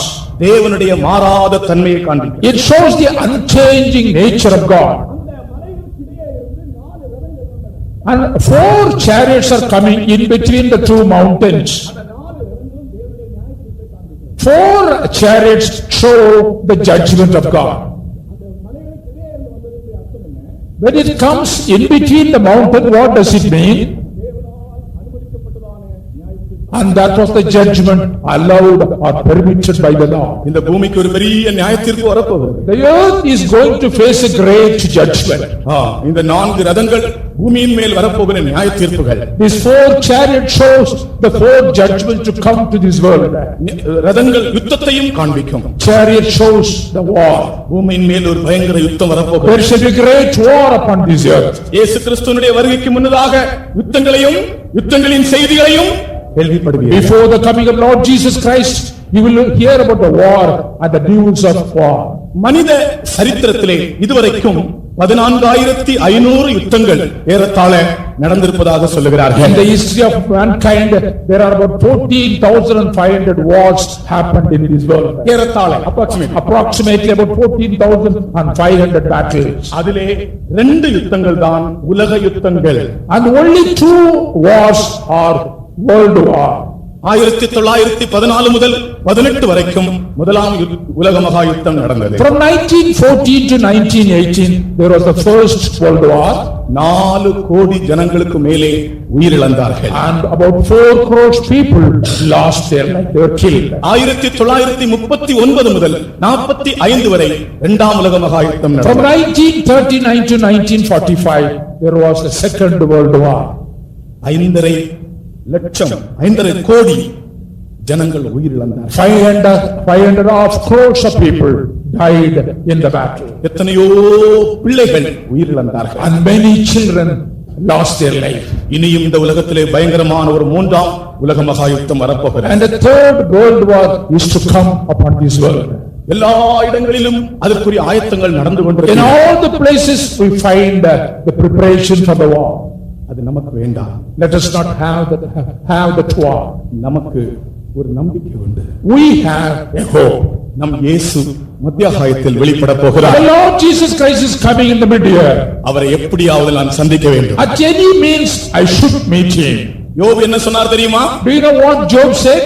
என் மீட்பர் உயிரோடு இருக்கிறார். My Redeemer liveth. அவரை நான் காண்பேன். I will see him. அந்நிய கண்களால் அல்ல, Not the alien eyes. என்னுடைய சொந்த கண்களால் அவரை My காண்பேன். own eyes will see him. நான் இன்றைக்கு சொல்லுகிறேன், I tell you today, யோபு தன்னுடைய மீட்பரை காண்பதற்கு முன்பு even before seeing the Redeemer, Job said, 7 வருடங்களுக்கு முன்பு நாம் அவரை காணப்போகிறோம். and before 7 we are going to see our Lord. Hallelujah. Praise the Lord. யோபு தன்னுடைய மீட்பராகிய இயேசுவை காணும்பதற்கும் 7 ஆண்டுகளுக்கு முன்னே நாம் அவரை முகாமுகமாய் மத்தியாகாயத்தில் சந்திக்க போகிறோம். We are going to meet Lord Jesus Christ in the mid-year before 7 years that Job had said. இயேசு சீக்கிரம் வரப்போகிறார். Lord Jesus Christ is coming soon. அந்த அவருடைய வருகையிலே காணப்பட வேண்டும் என்று எத்தனை பேர் How விரும்புகிறீர்கள்? many of you desire to be caught up in the coming of the Lord? எங்களுடைய இந்த வேதபாடத்தினுடைய நோக்கம் நியாய தீர்ப்புக்கு அல்ல, தேவனுடைய வருகைக்கு நாம் ஆயத்தமாவதற்காகவே. The purpose of our Bible study is not for judgment, but to prepare people for the coming of the Lord. எனக்கும் இப்படி இந்த சாத்தூரிலே ஒரு சந்தர்ப்பத்தை ஆண்டவர் கொடுத்தபடியால் நான் ஆண்டவரை நன்றியோடு துதிக்கிறேன். I am grateful to the Lord and praise my Lord for having this opportunity to give the Bible study in Sattur. சத்திய வசனத்தை பேசின நானும் சத்திய வசனத்தை கேட்ட நீங்களும் அவருடைய வருகையிலே காணப்பட வேண்டும். The word of truth that I heard and the word of truth that we listen to, all should be found in the coming of the Lord. Jesus is coming soon. அவரை எதிர்கொள்ள நாம் எல்லாரும் ஆயத்தப்படுவோமாக. Let us be prepared to meet him. எல்லாரும் ஒரு நிமிஷம் நேரம் முழங்கால் இருப்போம். Sotramana. Let us come to amen. him. கர்த்தர் நம்மை ஆயத்தமாக்கும்படி வந்திருக்கிறார். God has come to prepare. இயேசு சீக்கிரம் வருகிறார். Jesus is coming soon. இயேசு சீக்கிரம் வருகிறார். Jesus is coming soon. இயேசு சீக்கிரம் வருகிறார். Jesus is coming soon. ஓ இதோ சத்தம் காதிலே துணித்துக் கொண்டிருக்கிறது. We hear the voice of trumpet at our ears. ஆயத்தப்படுங்கள். Let us be prepared. உங்கள் இருதயத்தை சுத்திகரியுங்கள். Sanctify your heart. பரிசுத்தம் இல்லாமல் ஒருவனும் கர்த்தரை தரிசிக்க முடியாது. Without holiness no one can see God. தேவனுடைய சித்தம் செய்யாத ஒருவனும் அவருடைய வருகையிலே காணப்பட முடியாது. No one who has not done the will of God cannot see God. ஆமென். வாரும் ஆண்டவரே என்று சொல்லுவோம். Let us say, Lord, you come. எல்லாரும் சொல்லுவோம், ஆமென் கர்த்தாவே வாரும். Amen, Jesus, you come. ஆமென் கர்த்தாவே வாரும் என்று சொல்லுவோம். Amen, God, you come. யோபை போல என் மீட்பரை நான் காண்பேன் என்று ஏங்கி தவிக்கிறவர்கள் எத்தனை பேர்? How many of you have the eagerness like Job? I want to see my Redeemer. அந்த ஏக்கத்தோடு பாடுங்கள். With a longing who sing this song. வந்திடுவாரே our வந்திடுவாரே our